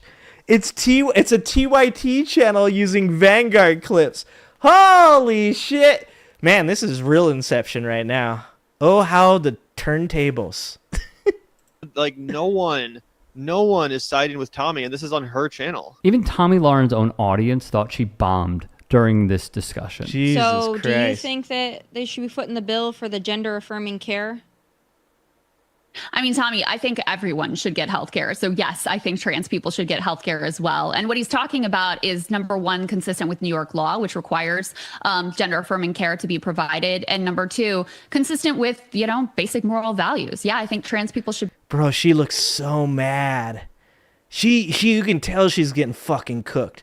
Look at how fucking mad she is. She had no idea how intelligent Crystal Ball is. She thought she was going to come on here and going to talk shit. She's used to being MAGA conservative bullshit with all these people that don't have 2 fucking brain cells. She thought she was going to walk into this and just wreck Crystal Ball. And she had no fucking idea. Crystal Ball is a real one. She will wreck that beehole. Be able to get health care. And one thing I want to say about this, which... Well, personally, I think we should all get health care, access to health care. So you think we should pay for everybody's gender transition? I think that we should pay for gender affirming care, which is medically required for trans people to feel okay. And I think it's disgusting the way that trans people have been turned into scapegoats by this administration, who is more interested in fighting a culture war. Tammy's so fucking dumb. She's so dumb that she doesn't get what she's saying. and that is you are paying for all health care. You are paying for health care. So in other words, that means if you want to get some type of surgery, because let's say you have a septum issue, right? Let's say you'll live, but you have an issue with your septum, and you can't breathe well, and perhaps it also affects your sleep. So for you, healthcare is potentially getting that septum repaired. And this is something that a lot of people actually have done. Now, that is not necessary, nor is it a life-saving procedure. If everyone has healthcare, then yes, you would get your septum repaired. You would probably be put at the end of a line for surgeries. People with higher priorities, things like heart surgeries, kidney transplants, actual medical emergencies, would go further up in the line than you would. But your septum would potentially be repaired, so that way you could sleep better, that way that you could breathe better. Eventually that would happen. She doesn't get that when you say I want healthcare for all, what that literally means is we all pay taxes, and if there is something that you believe is wrong with you, then there is a potential for it to be fixed through the healthcare system because you pay into that system. She's just not fucking smart enough to understand that. Then really exposing the fact that they are doing the bidding of billionaires, and that those are the people who we really should be upset about, not trans people, not immigrants. But these are all 100%. distraction tactics to keep us from talking about the issues that really actually unite Americans. And a fantastic answer here where Tommy tried setting her up and failed. Keep us from talking about the issues that really actually unite Americans. Hey, once again, thank you. This is some don't fucking know Inception. why or where this came from, why Republicans are so fixated, so like... When did TYT steal my shtick? I feel like I should be dropping a copyright claim. like stuck on trans people. And here's a fun fact. Trans people make up less than 1% of Americans. Wow, that's crazy how we need to focus on this small group of people and be like, should the government be spending $65 million on trans surgery? Look what Trump is doing. Yeah, how much of a tax cut do the wealthiest, richest people here in America need to get? The YouTube channel Why I Hate Politics, a hilarious name, also reacted to this interview. Give him a sub if you can. I think all of this is pretty interesting because Tommy attempted gotcha moments over and over again, and Crystal didn't take the bait. Now, on the Bad Bunny stuff, it is astounding to continuously have to be fed mouth-dribbling BS from people who do not understand context. Yep, that's what I was They just saying. are ripping Bad Bunny by being the Super Bowl halftime performer because he's anti-American. He is not. Because he does not like Donald Trump. Boo effing who. And the third is they bring up a quote he gave about ICE agents. Oh. And how he felt it was inappropriate to perform in the United States because ICE agents would be camped outside of his shows. Yeah. And he might be putting his fans in makes sense. danger. That does not make him anti-American. That makes him patriotic. And it also makes him a fucking logical human being. These people do not understand logic. It's like they are allergic to critical thinking. Holy shit. Well, thank you for the $5, Fancher Death. Thank you for the $5, Fancher Death. Dental work directly impacts life expectancy. The U.S. system is a scam. They charge $200 for an inhaler in the U.S. that they sell in Cuba for 5 cents. Yeah, and that's actually another good point there is that if you look up the history of medical care in America, like you find things like how dental care actually has extended the life expectancy of human beings, not just Americans, but people in general. Like the same thing goes for mental health. A long time ago, I heard Bernie Sanders say, that when we talk about universal health care, we shouldn't be just talking about taking care of our physical body. We should also be talking about our mental health. And I was like, man, that is fucking spot on that nobody talks about that. That mental health directly impacts your physical health. And I know this because, like, as a person that has a very stressful job, as a person that does a lot of stressful things, oftentimes when I go in to see my doctor and I talk to my doctor, he'll say, well, you know, the reason that you have this one thing go on, well, that's probably stress related. The way that you react to stimuli from the outside when things stress you out can cause problems with your nervous system, it can problems with your digestive tract, and cause all kinds of problems.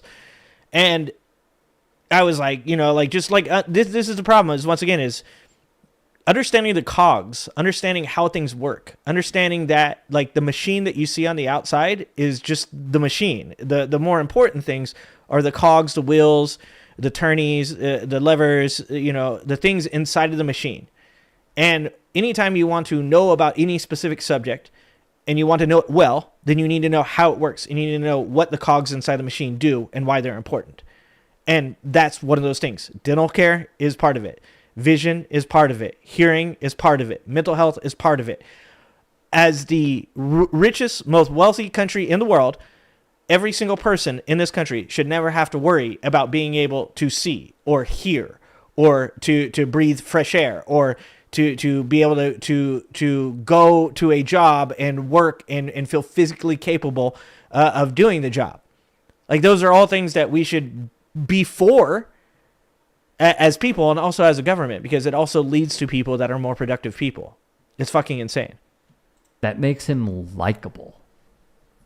That he wouldn't put somebody in harm's way. And now they're saying, oh, well, you're going to do it now at the Super Bowl? I mean, should we even look at what tickets cost? How many of the suits are going to be at that stadium in comparison to everyday folk who spend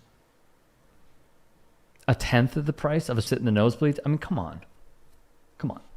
There is a strong wave of anti-intellectualism that is riddled in our politics and society. 100%. And a lot of it has to do with folks like Tommy Lauren, who continue to put forth this mouth-breathing stupidity, a numbness to reality. And it actually helps them because it keeps their audience dumbed down, much like Republicans like. Yep. They appreciate a dumbed-down electorate. They want it because they thrive on it. I was going to say, they don't want it, they need it. I love the poorly educated.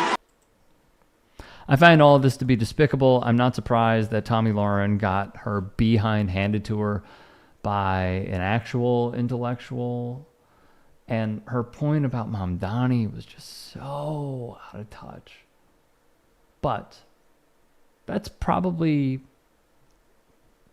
for lack of a better way of putting it, a reason why she's not this conservative star anymore. Do you remember how we were just fed her on our timelines over and over and over again, circa 2017, and now she's almost fading? I would say irrelevant. I love the poorly educated. Crystal Ball is a savage. I don't want that smoke. All right? I don't want that smoke. Crystal Ball is a savage. Like, there's so many people out there that, some specifically MAGA men, that are pearl clutching when they see somebody like Crystal Ball, dude. That she is everything they hate. A smart, strong, well-spoken, confident female. Amazing. We need more people like Crystal Ball, to be fucking honest. I see, Susie, you said something about having CHF. I'm sorry for that. My father-in-law has CHF too. I know it caused some of the damage by smoking, but the rest is stress from chronic pain and autoimmune disease, lupus. One of the things I have to say, because this is something that pisses me off about RFK Jr. when he talks about smoking. People smoke because it was literally shoved down your throats, especially for the older generations, boomers and Gen X. Like, it's insane that we have this hate for people in our society that smoke cigarettes. And I'm not saying, Susie, that you hate yourself or you hate others that you do. I want to be clear about that. what I'm saying is that it's insane that when we talk about healthcare, you often hear the argument, why should I have to pay for people that have smoked cigarettes their whole life?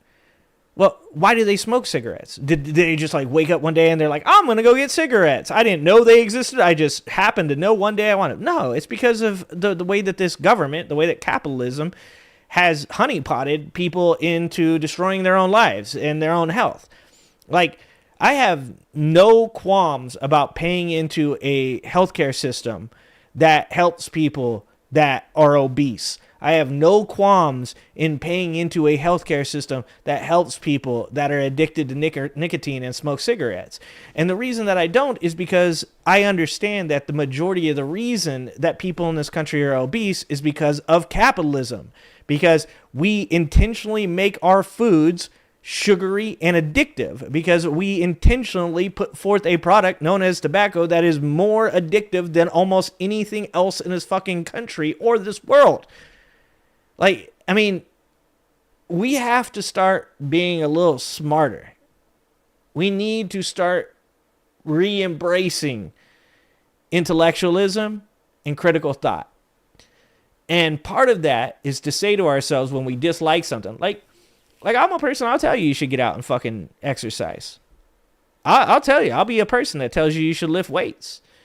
I'm not a person that accepts laziness in my children or in the people that I work with or even in my friends. I will say to them, like, you don't feel good right now, your mental state's bad, you need to exercise, you need to eat better, you need to do things. But I don't hate them. I don't want them to do poorly. I don't want them to do without. I want them to make attempts to do the things that I believe they should do, but I'm not going to say to them, I would withhold from you the ability to take care of yourself, to get your health problems taken care of, because I disagree with something that you've done in your life. That's fucking insane to me. That's insane. And that goes even for like MAGA, right? Like, if all this shit were to turn around tomorrow, let's say Trump passes away, J.D. Vance escapes the country, Mike Johnson gets busted for his Grindr account and fucking hides out in a cave somewhere, and somehow like Hakeem Jeffries or Chuck Schumer becomes president, right? This is a very, very far-fetched thought. But if that were to happen and they were to say, we're going to give health care to everybody, I wouldn't say, well, no, MAGA shouldn't get mental health care. They did this to themselves. They chose to follow Trump. The reason that shit sucks for them is because no, I would say you deserve mental health care as well. In fact, you need it, so please go get it. But I would never say they don't deserve to get the help that they need. Like, that's insane. And one of the reasons you need to recognize that that's a good thing is because in the end, the reason I say that is because if I live in a country filled with mental illness, if I live in a country that's filled with people that are unhappy with their life or their health, then it's not a good place to live. The better everybody else is doing in your country, the better you do. That is 101. That's not America 101. It is 101. It goes for everybody on this fucking earth. When people around you are doing better, when people around you are happier, when people around you are successful and motivated and feel good, everything is better for you as well. Like, that's the way it is. Let's see. Okay, what else do we have? Yeah, John, I actually had to, I found a lump as well, and I went to my doctor, and luckily it was from a vasectomy that I had. So good luck with that, my friend. I know what that feeling is like, John. I know what that feeling is like. Going in there and being like, can you look at this? Also, shout out to doctors. Shout out to doctors. The only guy I can go to, pull my pants out, show him my balls, and be like, can you look at this thing? And he's like, yeah, let me take a look. Fucking, yeah, nope, I think that's okay. I was like, all right. All right, Mike, we'll play Titus. I have to play the videos that I put in the description before I play the other ones because I forget to. So let's watch Titus, and then maybe we got some time left. All right, let's watch Christopher Titus, Pete Hegseth, Secretary of Manscaping. You know this shit's about to be hilarious. I'm Christopher Titus, people, and this is the Armageddon Update. Government shutdown and the Secretary of War pisses off the guys who actually handle war. On Tuesday, 800 generals, admirals, and leaders from our military were brought to Quantico from their posts around the world. Totally good idea to get all of the most important people in one room. Was it for a war plan? Dude, that's actually a fucking solid point. Not only, God, I didn't think about that. Not only did we get together every important general in the fucking country, but we talked about it for like 2 weeks before that shit happened. Jesus Christ, this is the dumbest fucking timeline. We are so lucky. We are so lucky that somebody wasn't just like, you know what, this is a good time. Like, holy shit, are we lucky that Putin or Kim Jong-un or Xi Jinping or any of these other dictator countries out there weren't like, you know what we could do right now to possibly take out all their leadership? Holy Christ, I didn't think about that. Dominate the planet? Are aliens finally threatening to end us? And we need to have all our leaders together to get them ready for an invasion from another galaxy? Welcome to Earth. Keep my planet name out your fucking mouth! Nope. Turns out probably the best scene in that entire movie, in my opinion. I just wanted to share this real quick with you guys. So I was talking to a guy from another store, a manager from another store, my former boss that moved on to another store. And he was saying to me, he's like, have you heard that people believe that the reason that they're getting the 800 generals together was because the big asteroid is coming, and the big asteroid blacked out NASA satellites, which is a complete misunderstanding of what happened. NASA satellites no longer could see the asteroid because it went behind the sun, right? So it's a dark area. So he said people believe that the asteroid is coming, but it's not an asteroid, and it's a spaceship, and it's filled with people, and they're coming to attack America or attack the world. And so we got together the 800 generals because they're preparing for war against aliens, and they don't want to tell us. And I'm going to get in trouble for this because I just put out my video on the Angry Ginger Lives clip channel where I made fun of Tim Burchett talking about the aliens under the water. And sometimes I forget how many people, like, I love you guys. I love you guys. I want you to know that. I believe in aliens too, dog. All right? I believe that statistically speaking, there is absolutely no chance that there isn't extraterrestrial life out there. But sometimes I got to make jokes about this shit because it is fucking funny. And you know what? We still haven't seen any fucking aliens, but I got a bunch of comments on my video I put out. Oh, fuck you, guy. You're an idiot. There are aliens in the water. Sometimes being on the YouTubes, it's an experience. I had a guy with 13 subscribers come on and they go, how do you have any subscribers at all? I was like, apparently I'm funnier than you are. Anyways, I just had to share that with you guys because I was like, it's not a movie. I know shit's bad right now. Things are all fucked up. We're almost out of tortilla coverings. Fucking plants are drinking Brondo. But even though we all wish that was a spaceship coming here with aliens to potentially take our orange clown to a different planet and save us from this insanity, it most likely isn't. I'm just saying. I know, don't hate me.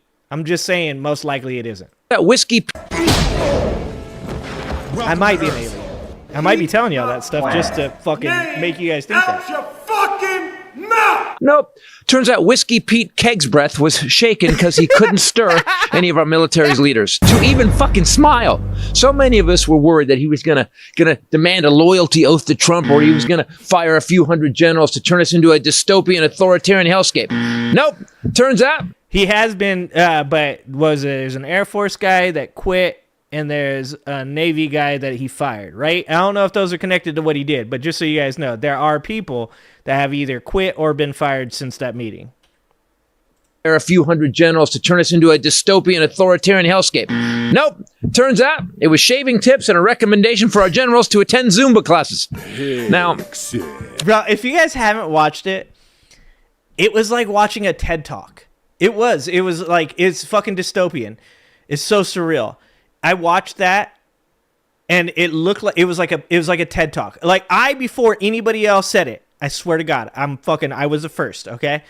Literally put out a meme that said this meeting could have been an email. Like, that's literally what it came across as. I've been public speaking since I was 19 years old. And honestly, between you and I to bring in a bunch of accomplished professional badasses, men and women who literally have our lives and safety in their hands, and to lecture them about beards, woke, DEI, and not enough cardio was an amazing exercise in how not to run a military. He actually scolded them for being fat. It's completely unacceptable to see fat generals and admirals in the halls of the Pentagon. You know, I think our military needs to be in at least as good a shape as the people in charge of the military. Here are people who are in charge.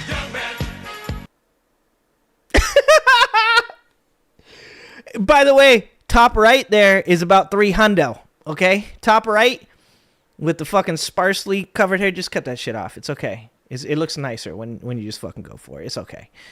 He about $300. Just want to throw that out there. $300. Probably more, actually.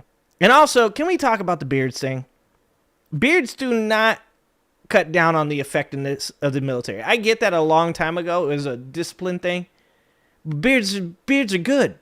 Like, do you think the Vikings with their fucking braided beards, the Scottish, like, they're like, man, we really like to go into war right now, but most of these motherfuckers got big bushy beards, so I don't know if we can do that. Let's take a rain check on the war until everybody gets shaved.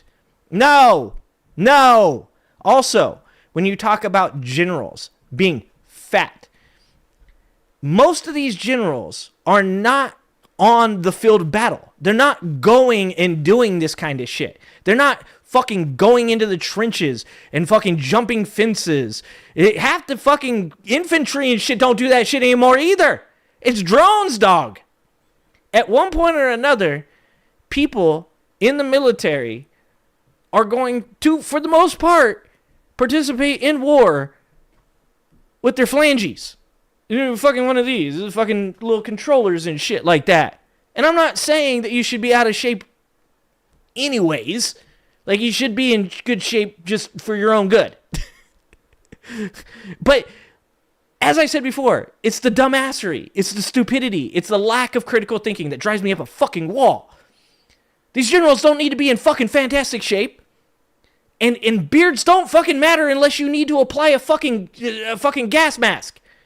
If that's the only reason that we are talking about this, then I think that should be in very specific fucking instances. Then drunk Nazi and ex-newscaster, you may know him as an empty suit full of hair gel and homophobia, continued to scold the generals and admirals on their grooming. The Browns and Vikings who play tomorrow in London, do we really hate the UK that much? Why would we do that to them? The Vikings, I think they still have Carson Wentz as their quarterback.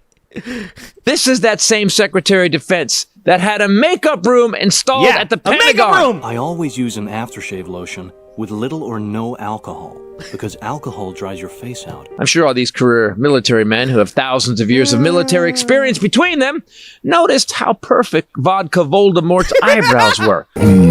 Pete Hegseth. Yeah. Nice highlights, Pete. Symbolism, no substance. Like I said, party of symbolism, no substance. Honestly, at one point, I thought he wants them all to have abs and be clean shaven. He disparages the women soldiers. Pete's pretty metrosexual. I'll bet Pete has some interesting apps on his phone. Then he started talking about how we don't need to follow the rules of engagement. We also don't fight with stupid rules of engagement. No more politically correct and overbearing rules of engagement. You know, if we happen to blow up an innocent family just delivering food, that's just the cost of war, right? It's really great that we have a man in charge of our military and who wants our shoulders to be sexy war fighters and is also pro-atrocity. But this last thing he said before he walked off to deadly silence. Move out and draw fire. Godspeed.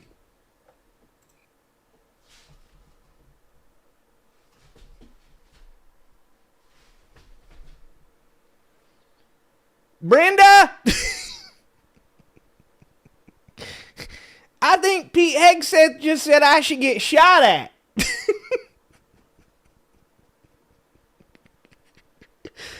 Brenda Is that a good idea? I should just do it? Do I have a life insurance policy? Why are you asking that? He said, draw fire. Okay. All right. Okay. But this last thing he said before he walked off to deadly silence. Move out and draw fire. Godspeed. Draw fire? He wants these guys to draw fire? He wants our military to be shot? Cool. To all of our incredible soldiers, sailors, airmen, and Marines, thank you for your commitment to the Constitution and the citizens you protect. I apologize for the embarrassing way you were treated by Captain Manscape and Colonel Combeover. Watch Trump. Captain Manscape and Colonel Combeover. Oh, shit. I know some people that should draw fire. Oh, my God. Just so you guys know, before you guys are like, there's times, brother, when you do need to draw the fire. I know that. I'm just saying maybe you shouldn't say that to the generals, because generally, pun intended, generals shouldn't be drawing fire. When guys like Napoleon would get on their horse and ride out into the middle, all of his lieutenants would be like, hey, bro, don't do that. Like, we need you, come on back, like, you want to hang out back in the back. And I do think that there is something to leaders being out in the front lines. It says something about who you are, your chutzpah, okay? But that's a quick way to draw fire, because people are like, that motherfucker with the big fucking plume on his hat, that guy's telling people what to do. We should shoot him in the face. That's like literally part of war. I don't understand. I don't understand. I do understand. I do actually understand. And it's because this is all dumb. It's the dumbest timeline. These people are fucking buffoons. His ass does not get kissed when he walks on. Thank you very much, Pete. Great job you're doing, too. Fantastic job. I've never walked into a room so silent before. This is very... Oh, don't laugh. Don't laugh. You're not allowed to do that. You know what? Just have a good time. And if you want to applaud, you applaud. And if you want to do anything you want, you can do anything you want. And if you don't like what I'm saying, you can leave the room. Of course, there goes your rank. There goes your future. Better get out your old army uniform. Yes, with 108 angry countries, there's bound to be trouble. Huh? Did he think that the Warrior Brotherhood that he ran from 5 times, the soldiers that he called suckers and losers, were going to treat him like a rock star? The silence and disdain is thick. It's like a wet... Well, and not to mention, okay, and, you know, this is something everybody should be 100% on. Those men are not meant to show up and laugh and applaud and have a good time. They are considered to be the most serious, most necessary, most responsible people in this country. They're not there to have a good time. They have been pulled away from their responsibilities for a TED Talk. This cannot... I know that the people on the left want to continue to point this out and say, like, no one clapped. No one's supposed to clap. They're not supposed to clap. They're not supposed to be partisan. They're not supposed to be...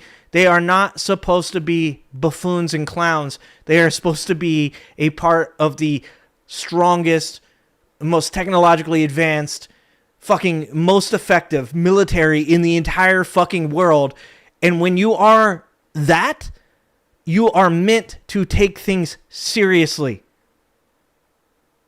They're actually not supposed to clap, and they're actually not supposed to laugh.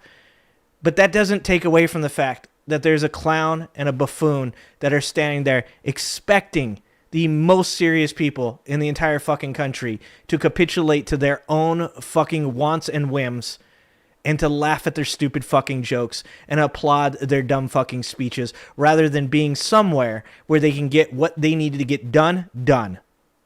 Their front. It actually gave me hope. It's pretty obvious that if this orange bloviating dementia patient and this over-polished, slicked-back, alcoholic used car salesman try to turn our brothers and sisters in uniform against us, good luck. One of the soldiers started calling Trump and Hegseth fat man and little boy because they both bombed so hard. I love the military. Hegseth. Yeah. Christopher Titus, and this is the Armageddon update. It actually gave me hope. I thought, oh, none of these 800 dudes who are literally mad dogging everybody. They're so pissed off they can barely breathe. They're seething through gritted teeth. And I thought, oh, they're not going to turn against us. In fact, I would say Trump needs to build a bigger wall around the White House.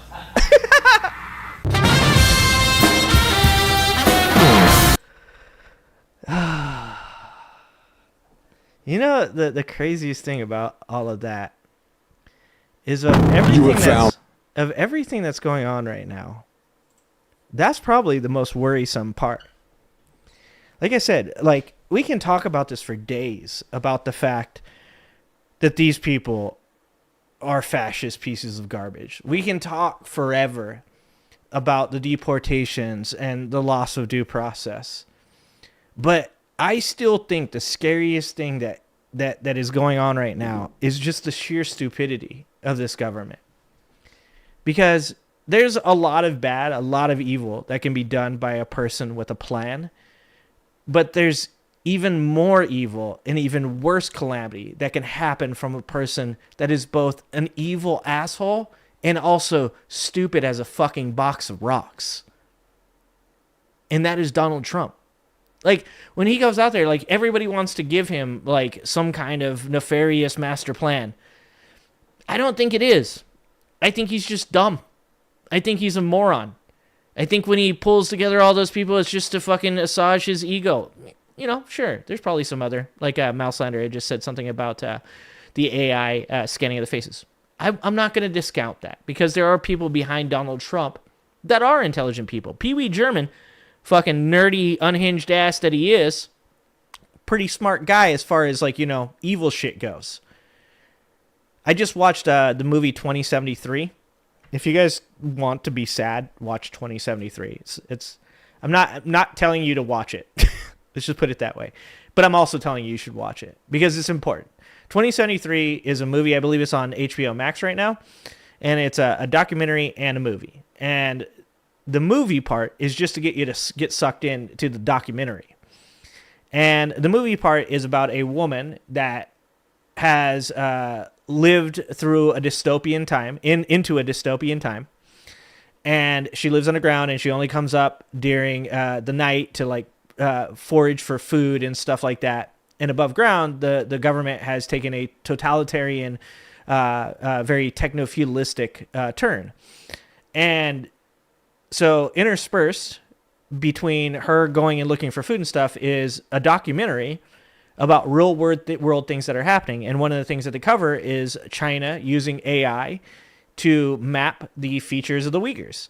And one of the things that they do is that they make them sit in a desk and say this paragraph 20 times, and then the AI decides whether or not they're a suspicious individual and that they'll be, you know, socially ranked as being one. And this is one that I'll give to my conspiracy theory friends out there. A lot of them talked about this. And I said, like, this is the United States of America. We'll never do that. The funny thing about that is the people that were empowered during the time that they kept claiming were going to do it, Joe Biden, Kamala Harris, Barack Obama, never did these things. But the person that they thought that you should vote for, because this guy was going to not do these things, is actually now doing that. Palantir is a big part of the movie 2073. So I say not to watch it. What I mean is, don't watch it when you're in a bad place mentally. Make sure you're in a good place mentally. I'm a person that puts a lot on my own plate. I take stress on and responsibility that probably a lot of people wouldn't want to. But that's because I feel like I have thick enough skin to deal with it. I watched that movie, and I was pretty affected by it. You should as well. Just make sure you're in a good place. 2073 actually made you sick, fan. Yeah. You couldn't finish it? You should finish it. It is very hard to finish. Fantradeath just said it. It is 2073 is the name of the movie. And yes, you should check it out. Diane! What's happening, Diane? Time for beer. Are you playing tonight, Diane? If Diane is playing music tonight, you guys should go watch Diane play music, just so you guys know. 2073. It goes into a lot of the AI stuff that Mouselander actually kind of brought up there. So you guys should definitely watch that. So let's see. What else do we have? We had a lot tonight. We got a lot of stuff that we wanted to watch. A lot of different stuff. So let's... I wanted to watch... Well, actually, this is a shorter video, so let's watch this next. And then maybe we'll get to I kind of want to watch the meta political one really bad. No music tonight? All right, well, you're here, Diane. Time to have a beer. I'll drink water with you until after my show. And then I'll drink tequila with you. All right. So I wanted to watch this because this is something that kind of goes under the radar. And it's something I wasn't hyper aware of. But some of you guys might have. You guys generally know a lot more about this kind of stuff than I do. But this is why are right-wing accounts obsessed with this random TikTok video? And it's by a smaller content creator named Jason Pargin, 27.9K subscribers. And I'm going to I've already watched this video because I was very interested in this. So this is one of the ones that I will react to after watching with you guys. So I will say you should probably subscribe and like this guy's stuff because I do think it's pretty good.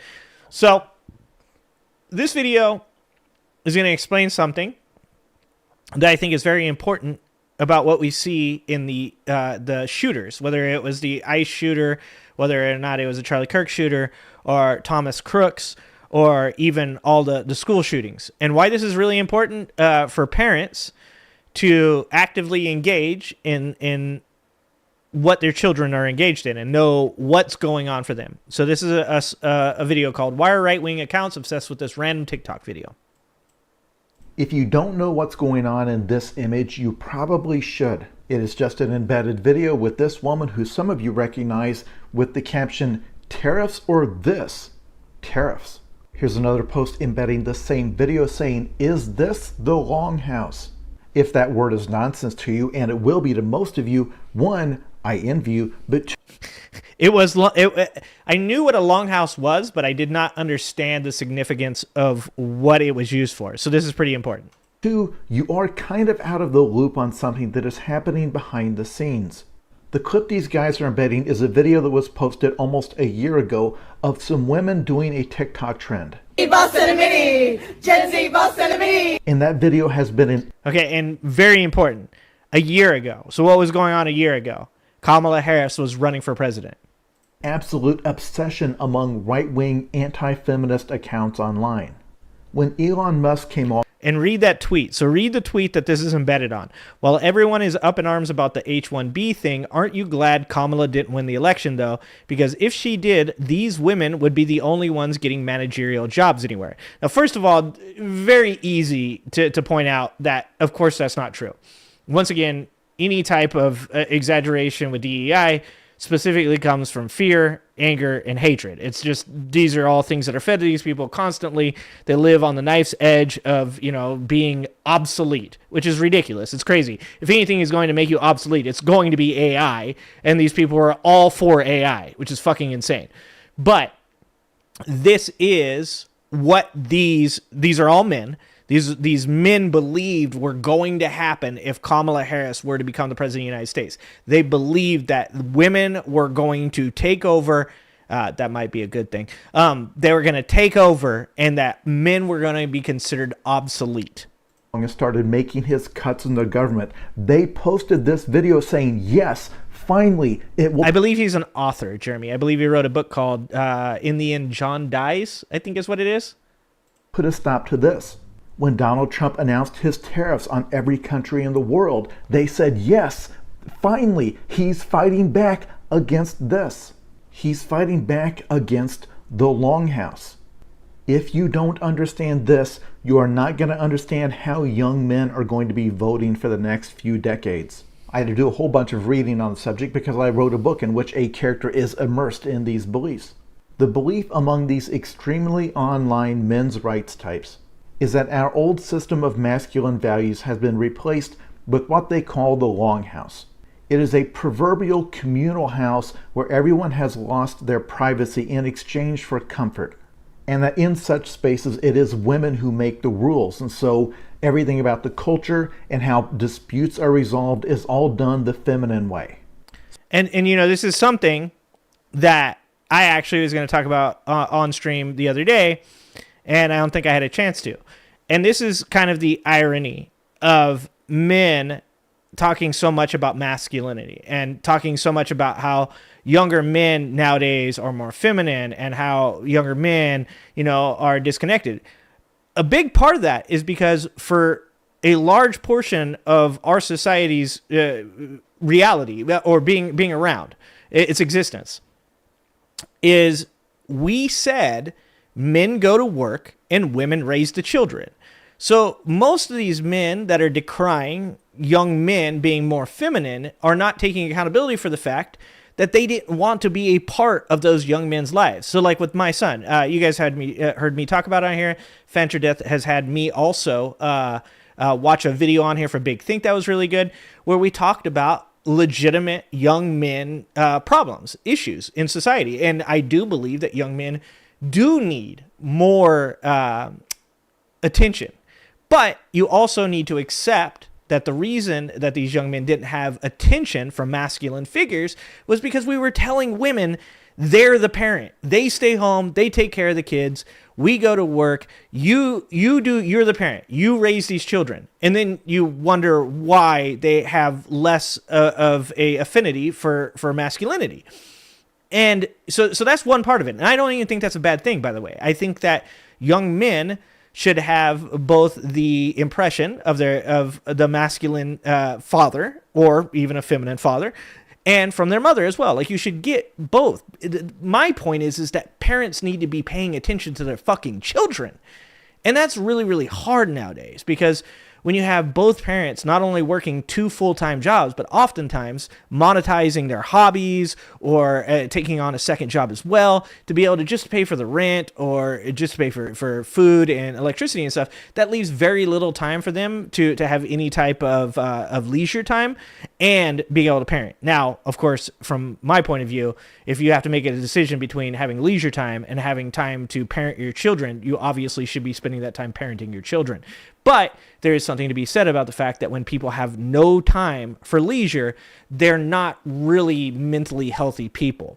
So when we have young men that are this hyper fixated on the fact that they're afraid that if women become powerful, that will some way delegitimize their ability to participate in society, and it will knock them out of their hierarchy, right?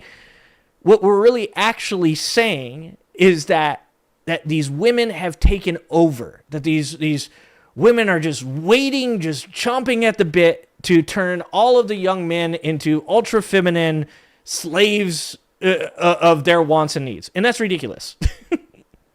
I don't know about you guys, but most of the women in my life are actually just really good people that attempt to help me be a better person by giving me advice. I wish that one of them would be the president of the United States. It would actually be great, because I've been a much better person because of that.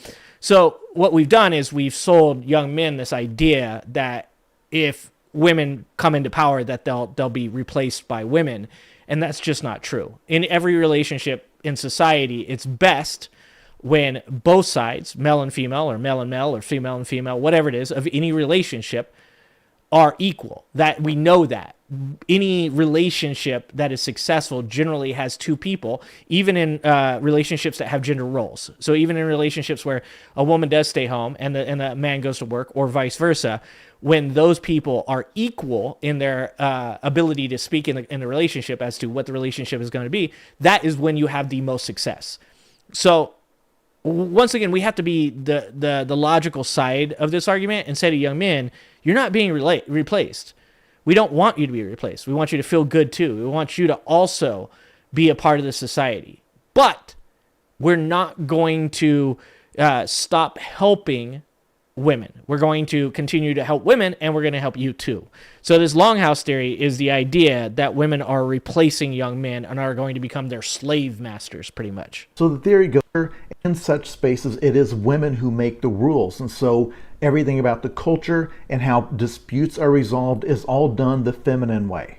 So the theory goes is that the way men resolve disputes is through direct confrontation or even physical violence. Yeah, and that's the fear that's being sold to them, right? And that's a legit fear. So for most of you know, like, I'm a big fan of Steven Pinker. Steven Pinker oftentimes can be his beliefs can be exaggerated. He's a very feminine man too. It's amazing to me that people like get the things he say so wrong. Like, people consider him to be like a eugenics guy and all this shit, and he's not. And if you do think that, then you should do more research on Steven Pinker and stop just watching the shit that people have fucking spoon-fed to you.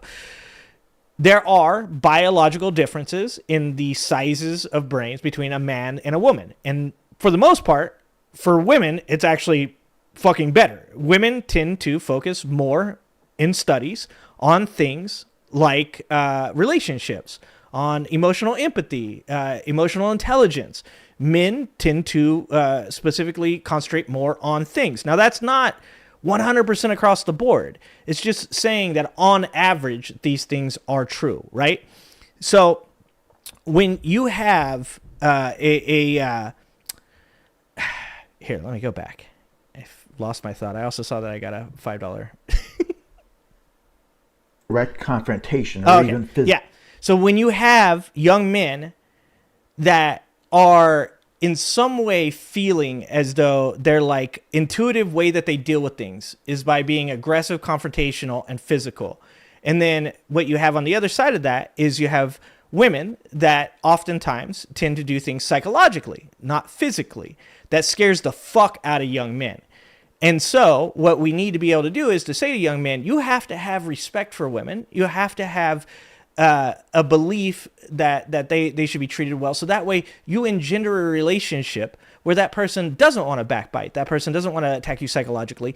And you want to come to a place where you both can use the things that you're good at to help each other be successful. And instead of doing that, what the right is doing right now is they're saying women are going to go behind your back. Women are going to use psychological warfare against you. They're going to turn your friends against you. They're going to turn your family against you. They're going to do all these things that are going to fuck with you in this way that you're not equipped to defend against. And that's not true. Because even though I agree with the fact that there are biological differences in the size of different parts of the brain, men versus women, it doesn't mean that you can't learn to be better at those things. And that is also provable. And what we're doing right now is we're selling fear instead of selling hope, right? We need to be saying to young men, and I'm not saying we, I'm saying the right. We need to be saying to young men that yes, you might not always understand why a person does things in a certain way, but that doesn't always mean that it's a bad thing. That means that they do things differently than you, and you should learn why they do those things that way, and you should also, if they're doing it in a bad way, you should learn how to counter that. Yeah, not all of us. Of course, not all of us. Nothing I ever say is all of us. This is why I keep saying you can't afford to ignore incels, make them an ally, or face the consequences when they can vote to get even. $5. Thank you, Fanter Death. Yeah, that's 100% true. I'm hearing that AG would like to be dominated by his wife harder. True. True. And I want to make sure that everybody understands that. Nothing is ever always true. And this is what drives me nuts about these conversations. Because I'll say, so on average, women are better at pattern seeking. And people will say, not all women. No shit. No shit. It's as though human beings happen to have all these like fucking intermixing of genetics from their parents and their parents and their parents' parents, their parents' that do end up, when I'm saying something, generally, specifically speaking about something that's sociological or neurological or genetic, almost all of it has something to do with on average. But the way that we operate as human beings is by sussing out what is something that happens the most often and then applying it to a situation and then changing our tactics depending on how that works with that. So I love having these conversations, but I also hate having these conversations because it almost always ends up getting twisted. I like Jonathan Haidt and I like Steven Pinker, and a lot of people will call both of those people out for certain things that they say, and sometimes they're wrong. There's certain things that Jonathan Haidt says that I completely disagree with, but a lot of what he says actually makes a lot of sense. So I think that this is one of those places that this is a very, very complicated issue, and we have to be much better at talking about it in a way that is both sensical and also where we can disagree on things as long as they're not crossing certain lines. like eugenics, where you would say, oh, black people are automatically bad at these things because they're just black, or women are automatically bad at these things because they're women, or they'll never be successful at something because they're men. Like, we want to always be careful about like how we talk about those things, because on average doesn't mean always true. So, but at the same time, we need to have these conversations. Physical violence, but women enforce rules through things like social. Jen says, these young men to face reality that they ain't got no game. Their dialogue and behavior is repulsive. These young men need to listen when an OG says, shit, son, learn to spit game. So that's the problem, though, Jen. A lot of the problems is that a lot of white men can't jump. That's true. On average, Skelts, white men cannot jump. Yeah, so that's the problem. My problem, Jen, is I think the older generation tends to shit on younger men, when the older generation is the reason that young men exist in the manner that they do. That's not, once again, always true. But as a parent, I know that one of the most important things to me is to stay interactive with both my son and my daughter to make sure that they are always supported and there's always somebody around that they can come to anytime that they don't have something or an answer to something that is a problem in their life, right? So if my son comes to me and he says, I want to have a girlfriend, but I have a hard time approaching women, then I'm going to do my best to talk to him about how to do that. Now, in my opinion, the best way to form relationships with women is to form relationships with women that aren't necessarily a girlfriend or a wife. Like, make friends with women. You should learn the things about women that makes them tick. You should learn the things about specific women that you are interested in that make them tick. Does she like somebody that likes to cook? Learn to cook, motherfucker. But there's a balance to that. You can't let people wallow in self-pity. So you have to support them when necessary, but you also have to let people fail. And people, when they fail, also need to learn that failure is not the end of your story. It is a part of your story. So I agree with what you're saying, but I also disagree a little bit with whose fault that is. I don't know that specifically I put all the blame on young men. I would put the majority of the blame on parents, on specifically male role models, people that like Andrew Tate, guys that have grifted off of young men and used their loneliness to make money, but also, like I said, parents that aren't interactive with their children as well. Isolation and reputational harm, gossip and rumors. They may not inflict physical violence, Jim. but they will cut you off from resources and your social network, so you still feel physical harms from it. And in modern corporate environments, compliance officers and HR reps are mostly women. So the reason they had this incredibly visceral response to this Gen Z boss anonymity TikTok dance is that they believe this is the oppressor class. This is related to that. If you have Netflix, you've probably seen them heavily promoting a show called Adolescence.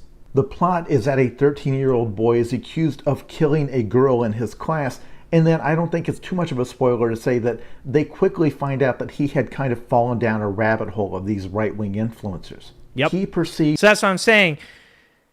If you don't raise your children, the internet will. And no parent wants to take accountability for the horrible things that their children do, right? Like, almost always you're going to hear the parent say, we spent a lot of time. Like, you never hear the parent of one of these shooters or the parents of one of these people say, man, I fucked up. Like, I'm the reason that my kid was like this. No, there's a lot of dodging of accountability, and that's even understandable because that's almost like a mechanism to, continue to be able to live life, because obviously the responsibility of your child doing something like a school shooting would be so fucking horrendously heavy that you probably would not want to be in this world anymore. But one of the main things that continues to be shown in every one of these school shooters, or the killer of Charlie Kirk, or the shooter Thomas Crooks, every one of them has something very similar, and it's something that continues to go untalked about because we're so concentrated on left versus right and all that bullshit, is that a lot of these young men are not political. They're not political. Because just because they happen to have right-wing conservative values does not mean that they give a shit at all about politicians. when the little bit of information that we have about Thomas Crooks showed that he was like a registered Republican, but that he was apolitical in the fact that he had not had actually not registered to vote, or a registered vote, but had not voted. And when they looked at who he had researched as to who he wanted to take out, he had researched people across the political spectrum. Once again, it's people that are reaching out for some type of relevance in a society that they feel they have no connection to. Charlie Kirk's, the guy who took Charlie Kirk's life, you look at all of the stuff to do with all the video games, the Discord, if you believe all that stuff. Like I said, there's still a lot of questions surrounding all of that shit and what we can take at face value to be true. But if it is true, if the things, let's just say the things are true, then there is a connection there that these young men, once again, are nihilistic. They are nihilistic. And that's also happening to young women. Young people in general have been pretty much told they have zero future, and they've even been shown it. Climate change is real, and it is affecting them. The job market and the fact that jobs don't exist for these people are only getting worse because we're including AI, and we have never came up with any type of UBI or anything else to take care of these kids if there's no job for them. The parents are overworked and spend no time with their children anymore because if they take 5 minutes to themselves, then they can't pay their rent. There's a lot of factors that go into the creation of the nihilistic youth, and I think that this is something that nobody wants to talk about because they want to politicize whether the person is left or right. And the real problem that we're having here is that young people in general feel disenfranchised from this society and have no hope or care to want to make things better. And that's how we end up with people that have no emotional intelligence, that can't discern why they shouldn't do the things like this young man in this show does. That this female classmate of his had humiliated him online. She was going into the comments of his... Yeah, actually, Petrazi just said something that's very important, and I haven't talked about this on this show, so I think that it's really important that you guys should know about this, and that that this young man, once again, just like these people, ran over these two girls. One that he had been stalking, apparently. There's very little information about this as far as I know so far. But once again, video game guy, streaming. No, video games do not increase the chance of violence in young men. No, it does not. There's fucking no information, no evidence. But people that are nihilistic, people that are done with society, do tend to play video games. So video games may not make you more violent, but the fact that a person spends more of their time doing nothing but playing video games is an indicator that the person is becoming nihilistic, which could lead to violence. So once again, these are very nuanced conversations. This is the type of conversation I prefer to have. This is the shit I like talking about. So that young man, 17-year-old man, ran over two women, and one of the reasons that he claimed that he did it was because she had made fun of Charlie Kirk. That once again, we'll have to see what the evidence comes out, but I guarantee you he fits the same bill as the rest of these young men. I guarantee you it. Instagram posts. So there's that dynamic that he perceives that she is attacking him in the feminine way by going behind his back and attacking his reputation, but then he struck back in the masculine way with physical force. But there's another layer to this that they were sure to include and is incredibly important. In the show, the father of the accused killer had a successful business doing manual labor. He's a plumber, and he was a former athlete. He was a big masculine dude. And does that not sound familiar? Like, this is something that's going on in the society. So you have fathers, right, that grew up with very abusive fathers, if not just abusive parents in general, that believe, like, how many times have you heard this? If that kid would have got his ass spanked, he wouldn't have done that. Bullshit. I was abused as a child. It didn't make me a better person. It made me better at hiding the things that I did wrong. That makes me a worse person. Abuse does not beget better children. The way that you have better children is by having a relationship with those children where they know that you support them and that they can come to you for advice and that you'll always help them when necessary. That is how you create a well-rounded, healthy child, not through abuse.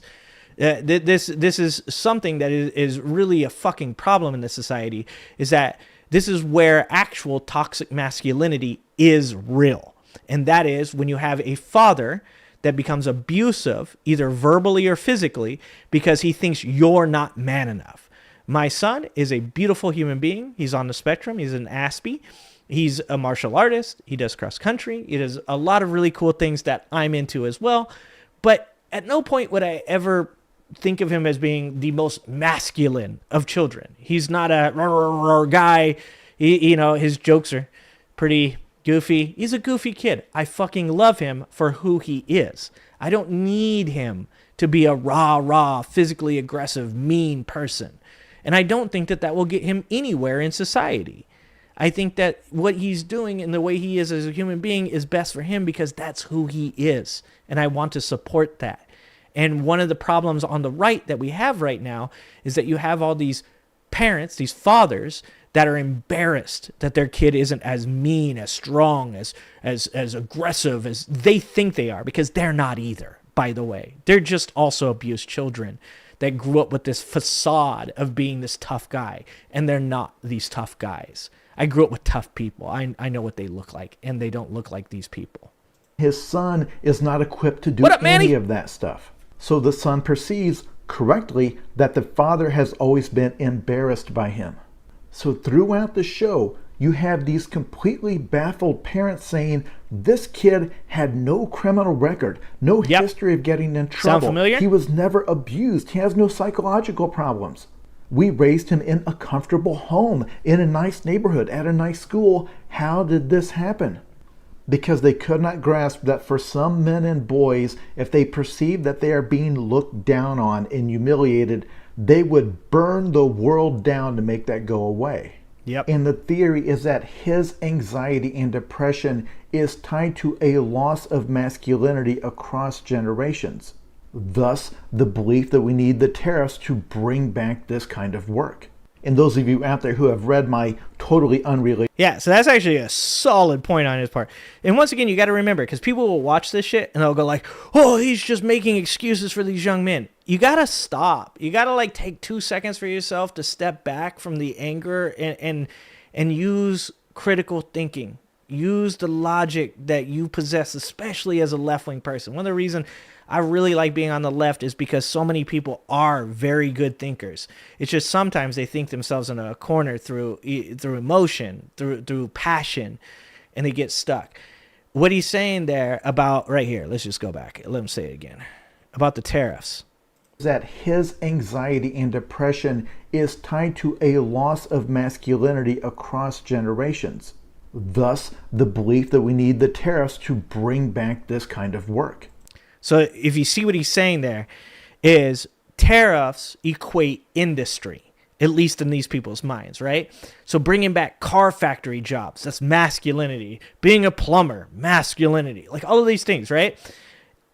And there's a lot to be talked about why none of that is right, right? But it's what these young men are being sold. So this is why I said take a step back.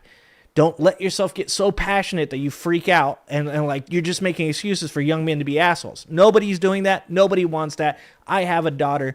I want her to be treated respectfully. I don't want her to end up being harmed.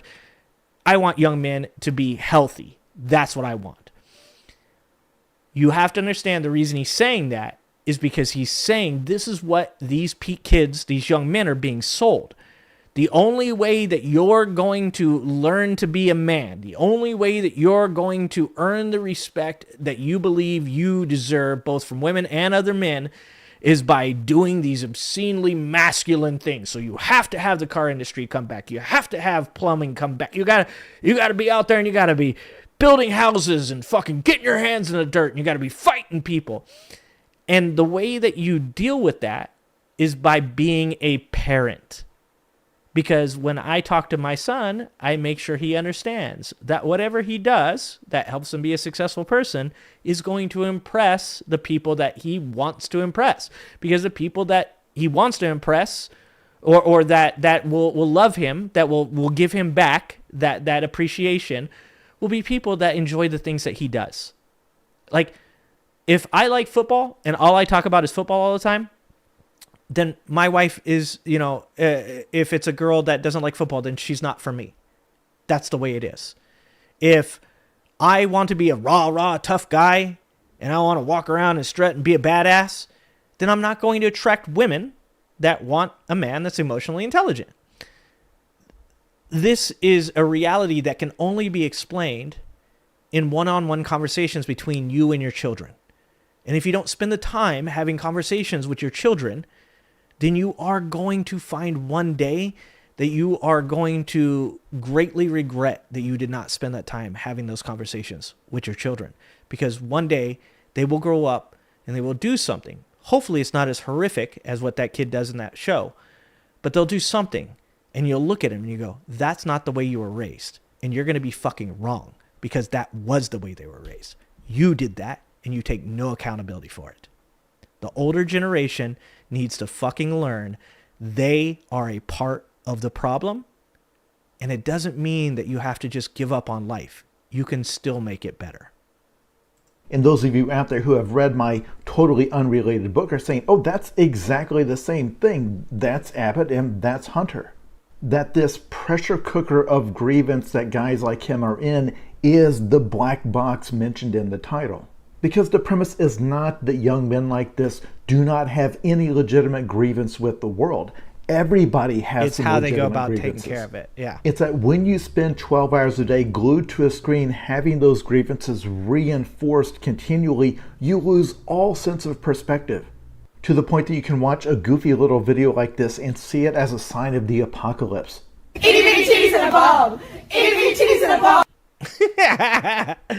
And that's all right, guys. Right, so if I'm being honest, that's it in a nutshell. Is that you have to take accountability for the fact that your kids are learning these things from, other teenagers on Discord or from fucking jackasses like Andrew Tate.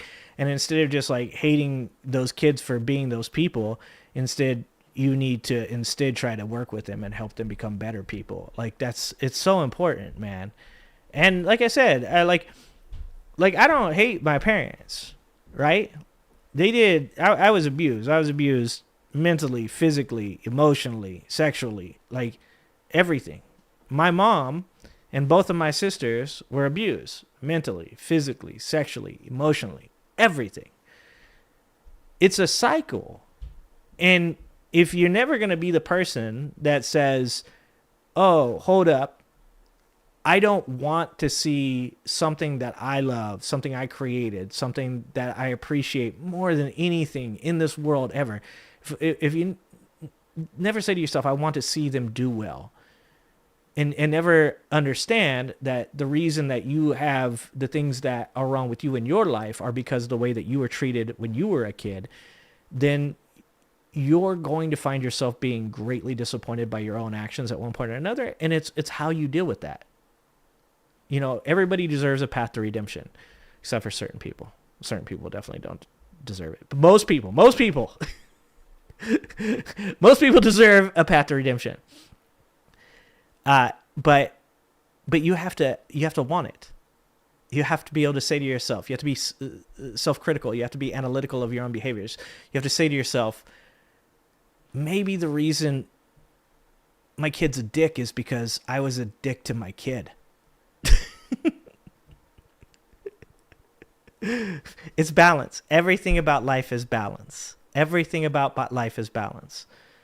You have to be able to say to your children, when you do something wrong, I will be there to tell you that you did it wrong, and if it deserves a punishment, then you will deal with that punishment. But when you deal with that punishment, do not ever forget that I will be there for you. I will support you. I want you to get better. I am not punishing you because I dislike you. I am punishing you because I want you to understand how important it is that you don't take this action. And then you need to realize that punishing children, that the punishment should fit the crime. It shouldn't, abuse is never okay. Physically abusing a child is never okay because it never fits the crime. It never does. There's nothing that your child can do to you that deserves you harming your child. It's best to incentivize children to want to do better than to punish them out of the behavior. So and that flies in the face of what I just said about punishing your child, because I used the wrong word. As Joy Reid said earlier, words do matter. You should incentivize your child by saying, as long as you do great, as long as you do good, as long as you follow my rules, I will make the world happen for you. That's how you raise good children. All right. You guys have had enough of fucking serious me. But this is something that is important to me, because as a child that was abused, this is very important to me that I break that cycle, that I do not continue to do these things, right? And we all make mistakes. I'm not a fucking perfect person. Like, my kids, I'm sure, like 20 years from now, will watch this video and go, that guy could have been better. And they're right. I could have been better. Always could be better. You never stop growing up. So I wanted to talk about that. And of course, I've talked too long. So we're not going to get to talk about all the other stuff that I wanted to talk about. So instead, because this is a hell of a segue. You guys don't even know why I'm laughing. This is a hell of a segue. This is called Daily Chats with Gen Z. Holy shit. Like I said, balance, guys. Balance. All right? Balance is a beautiful thing. It's a beautiful thing. Okay? You want to have laughter. You want to have seriousness. You want to have fun. And you want to have discipline. So, this is a TikTok channel where this lady talks to Gen Z and has no fucking idea what they're talking about most of the time. And I think it's a hilarious channel. Do you think because of your experience you're too lenient now? No. My wife will tell you I'm not a lenient person. One of the things that kind of made me feel the best about being a manager was I have a guy at my work who's a very conservative guy. And oftentimes when we get into political discussions, I tend to be a bit overbearing or aggressive with the way I talk about it because of our current political atmosphere. And he does me the favor of being a very good listener. He's a very good listener. And at one point in a conversation, he said to me, he goes, "Man, you're real strict, but you're also real fair." And I think that's the way I live my life. I've always been that type of person.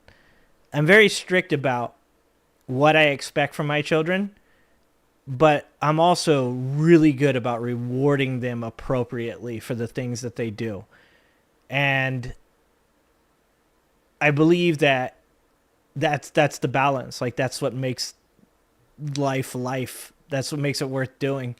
And so do I think I'm too lenient? No. I think that I've lived a lot of bad experiences, so I get to impart those bad experiences to my children so they don't have to. So with drugs and alcohol, yes, my baby mama is more lenient. No, when it comes to talking about drugs and alcohol, I just tell my kids, I'm like, I drink alcohol because I'm addicted to alcohol. You should never start drinking. Don't let me make excuses for my own behaviors. Alcohol is not helpful. It doesn't do good for things for you in your life. I drink because I started drinking when I was 12 years old, and I've never been able to stop. I do mitigate the amount I drink. I don't drink during the week. I only drink on the weekends for the most part. But I give them the positive outlook, and because of that, and maybe maybe I'm blessed, and maybe I talk a little too much shit about how people should do things, because maybe I'm just a really fucking lucky person to have two kids that are very, very academically successful. They're both involved in sports. They're both very polite and good children, and they rarely get in any type of trouble at all. So maybe I'm just lucky. But no, my children, I think, would tell you I'm not a very lenient person. I'm just not. I just don't overtly punish my children for things that they don't deserve to be punished for. I think so. And I do tell people, my kids. So I've talked to my kids about, like, because I've been around everything. Literally one of the stories I tell my children is sitting with my best friend growing up and his sister was a heroin addict. And I remember sitting in this trailer with her and her brother, and I think we were probably I was about 12 or 13, which put him around 10 or 11. And I remember watching her take drugs out of a cotton ball. She had heated up the drugs and she was taking it out of a cotton ball with a syringe. And I remember watching her shooting up, and she was crying, and her little brother's there and me. And she was like, don't ever do this. Like, don't ever do this. And it was both really sad that this person, who I loved that girl. She was like my sister. See her go through this. But it was also really important because now I can say to my kids, you don't ever want to be that brother, and you don't ever want to be her either. So it's best to stay away from those things.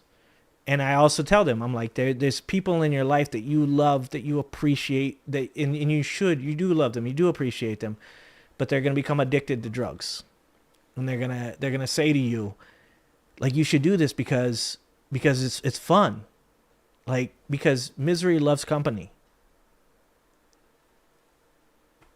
And I'm just really happy that I can say to my kids, you don't have to do that, because I did. My sister was addicted to crystal meth and amphetamines for a long time, and she has tons of health problems because of it. Life's about balance, and you should have fun, and you should enjoy your life. But when possible, you should avoid some of the worst things that you can get involved in. And I didn't. But for my kids, I want them to know that your life doesn't need to exist around drugs and alcohol. You can have a good life without it. And if you ever do drugs or alcohol, that's going to be your decision. But I ask that you do that when you have a fully functioning frontal lobe to make those decisions. And guess what? Studies show kids, when they're 20, 25 years old, if they haven't done drugs, if they haven't done alcohol, if they haven't smoked cigarettes by that point, they don't. Because it turns out when you have the ability to make decisions, you don't do it. And that's no knock on people that do. Like I said, I am not a hypocrite. I smoke cigars sometimes. I drink alcohol. I smoked marijuana for 20 years of my life. I've done mushrooms. I've done cocaine. Done a lot of things. But I'd never tell my kids that they should, because that's just crazy. All right. Let's watch this shit so I can be a complete hypocrite and make fun of these fucking kids. Yeah. Because you should always make jokes. You should always make jokes. Making jokes is that's what I'm here for. Jamie, I'm exhausted. 2 jobs is literally killing me. Well, Rev, you are the one who wanted all of the money. Yeah, but I didn't think it would, stress me out so much. Using my brain for 3 things for so many hours. You're part-time at both jobs, so... These are literally my employees. Literally my employees. I work 2 jobs. I'm like, you work 16 hours here, and you work 10 hours at your other job. But I'm too tired to come in on Tuesday. Oh, I think you're working not even 30 hours a week, pal. 2 jobs is torture. I can't even leave early from my other job. Well, you're not supposed to leave early from this one either. Hi, Lenora. Hey, Jamie, I'm having an absolute panic attack. What's going on? What's going on? Well, these homeowners, they're asking us to take our shoes off in the house. You're supposed to do that every time. Oh, well, none of us do. But anyways, I can't. I'm wearing mismatched socks. Oh, this is on the spectrum right here. This one's on the spectrum. I don't ever take my shoes off in anybody's house. I'm always the guy that people are like, you have to take your shoes off. I'm like, oh, I'm sorry. I grew up in a trailer park. I can't. I'm wearing mismatched socks, and I feel like I'll die if they see them. Well, they will not care. They probably won't even notice, Lenora. Oh my gosh, I can't. I'm sweating now. Like, can you send another photographer, please? No, I cannot. You got this, Lenora. Just go in there, shoot. Just don't even look down at your socks. And then can we circle back to the fact that no one takes their shoes off in houses? Jamie, don't you spiral. I'm spiraling. Hey, we're gonna watch this one.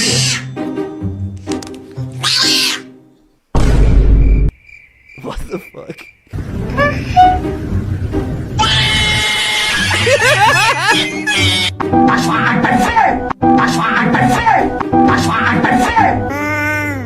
I also don't get a lot of Gen Z's humor.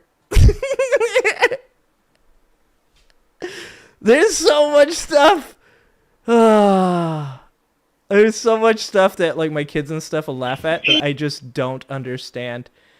I'm like, I look at it and I'm like, I don't get it. Reverie, where are you? Almost back to the office? You were supposed to take 30 minutes for lunch. It's been almost an hour.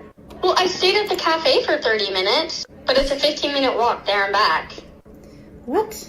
Jamie, you said take a 30-minute lunch, so I did. Not my fault the cafe is 15 minutes away. Dude, this is just so different. Oh my god. And here's the thing though. Gen Z is right, man. Gen Z is fucking right. We're all such fucking, such lemmings, such automatons, right? Automations? Is it automaton? I think it's automaton. We're robots. We just use the regular word. We're all such robots.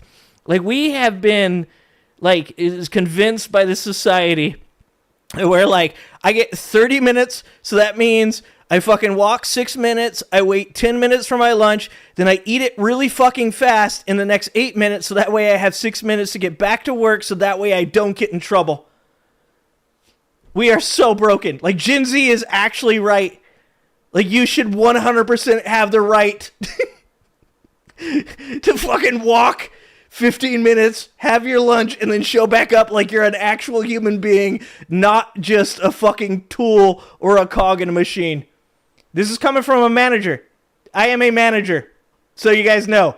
What I do as a job is I manage people. And I am telling you right now, this Gen Z person is actually right.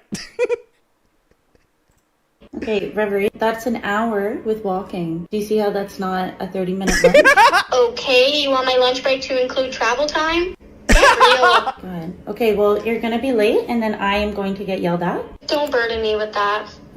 Hi, Jackson. Jamie, bro, what's up, Chief? I had a call. He said, "What's up, Chief?" Oh, God, that's the best. Yeah, like, oh, I should just one day, I would get in trouble. I can't, but one day you guys should see me at work and just see how much different I am. Because I am a product of Generation X. I am a product of capitalism.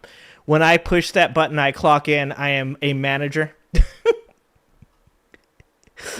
And if somebody calls me chief, I generally look at them like, who are you talking to? You have to know me pretty fucking well. Mind you, for all my employees that have been around for like 10 years, they can call me anything they want. They can call me an asshole. They can call me chief, whatever they want, all right? But if you are a person that's only been there for like 3 months and you look at me and you call me chief, I generally look at you and I don't say anything. I just stare at you until you feel the proper amount of shame and embarrassment. And then you go, oh, sorry, sir. It's balance. It's about balance. What about your outfit last Friday? Casual Friday, my favorite day of the week. Casual Fridays does not mean wear pajamas. What? My jammies are the definition of casual. I wear these every day. Yeah, they mentioned Not they wrong. were dirty pajamas too. Cashmere. I'm gonna wear gray sweatpants on Casual Friday. I'm coming to work in gray sweatpants on Casual Friday. It's comfy, bro. You started Casual Fridays. Oh my gosh, and now I am canceling them. I think I could just watch these for the rest of the time, to be honest with you guys, but I do have to actually go talk to my family. We're going to talk about tariffs on farmers and stuff. I like that my ad is, you're 60, she's 30. We'll take care of the gap. I don't know what that says about me. That's the ad that they decided to give me. Hey, it's not a gay cruise. Even though I talk about being gay all the time. I'm actually mad that I never get like a gay cruise ad. It's very sad that I don't get a gay cruise ad. I talk about being gay like all the time. Obviously, my fucking FBI agent that's watching me does not take my discussions of my gayness very seriously, and that hurts my feelings. All right, guys. Well, we made it through with very little technical difficulties tonight. Yeah, gray sweats, Manny. Fucking, you know what I'm saying.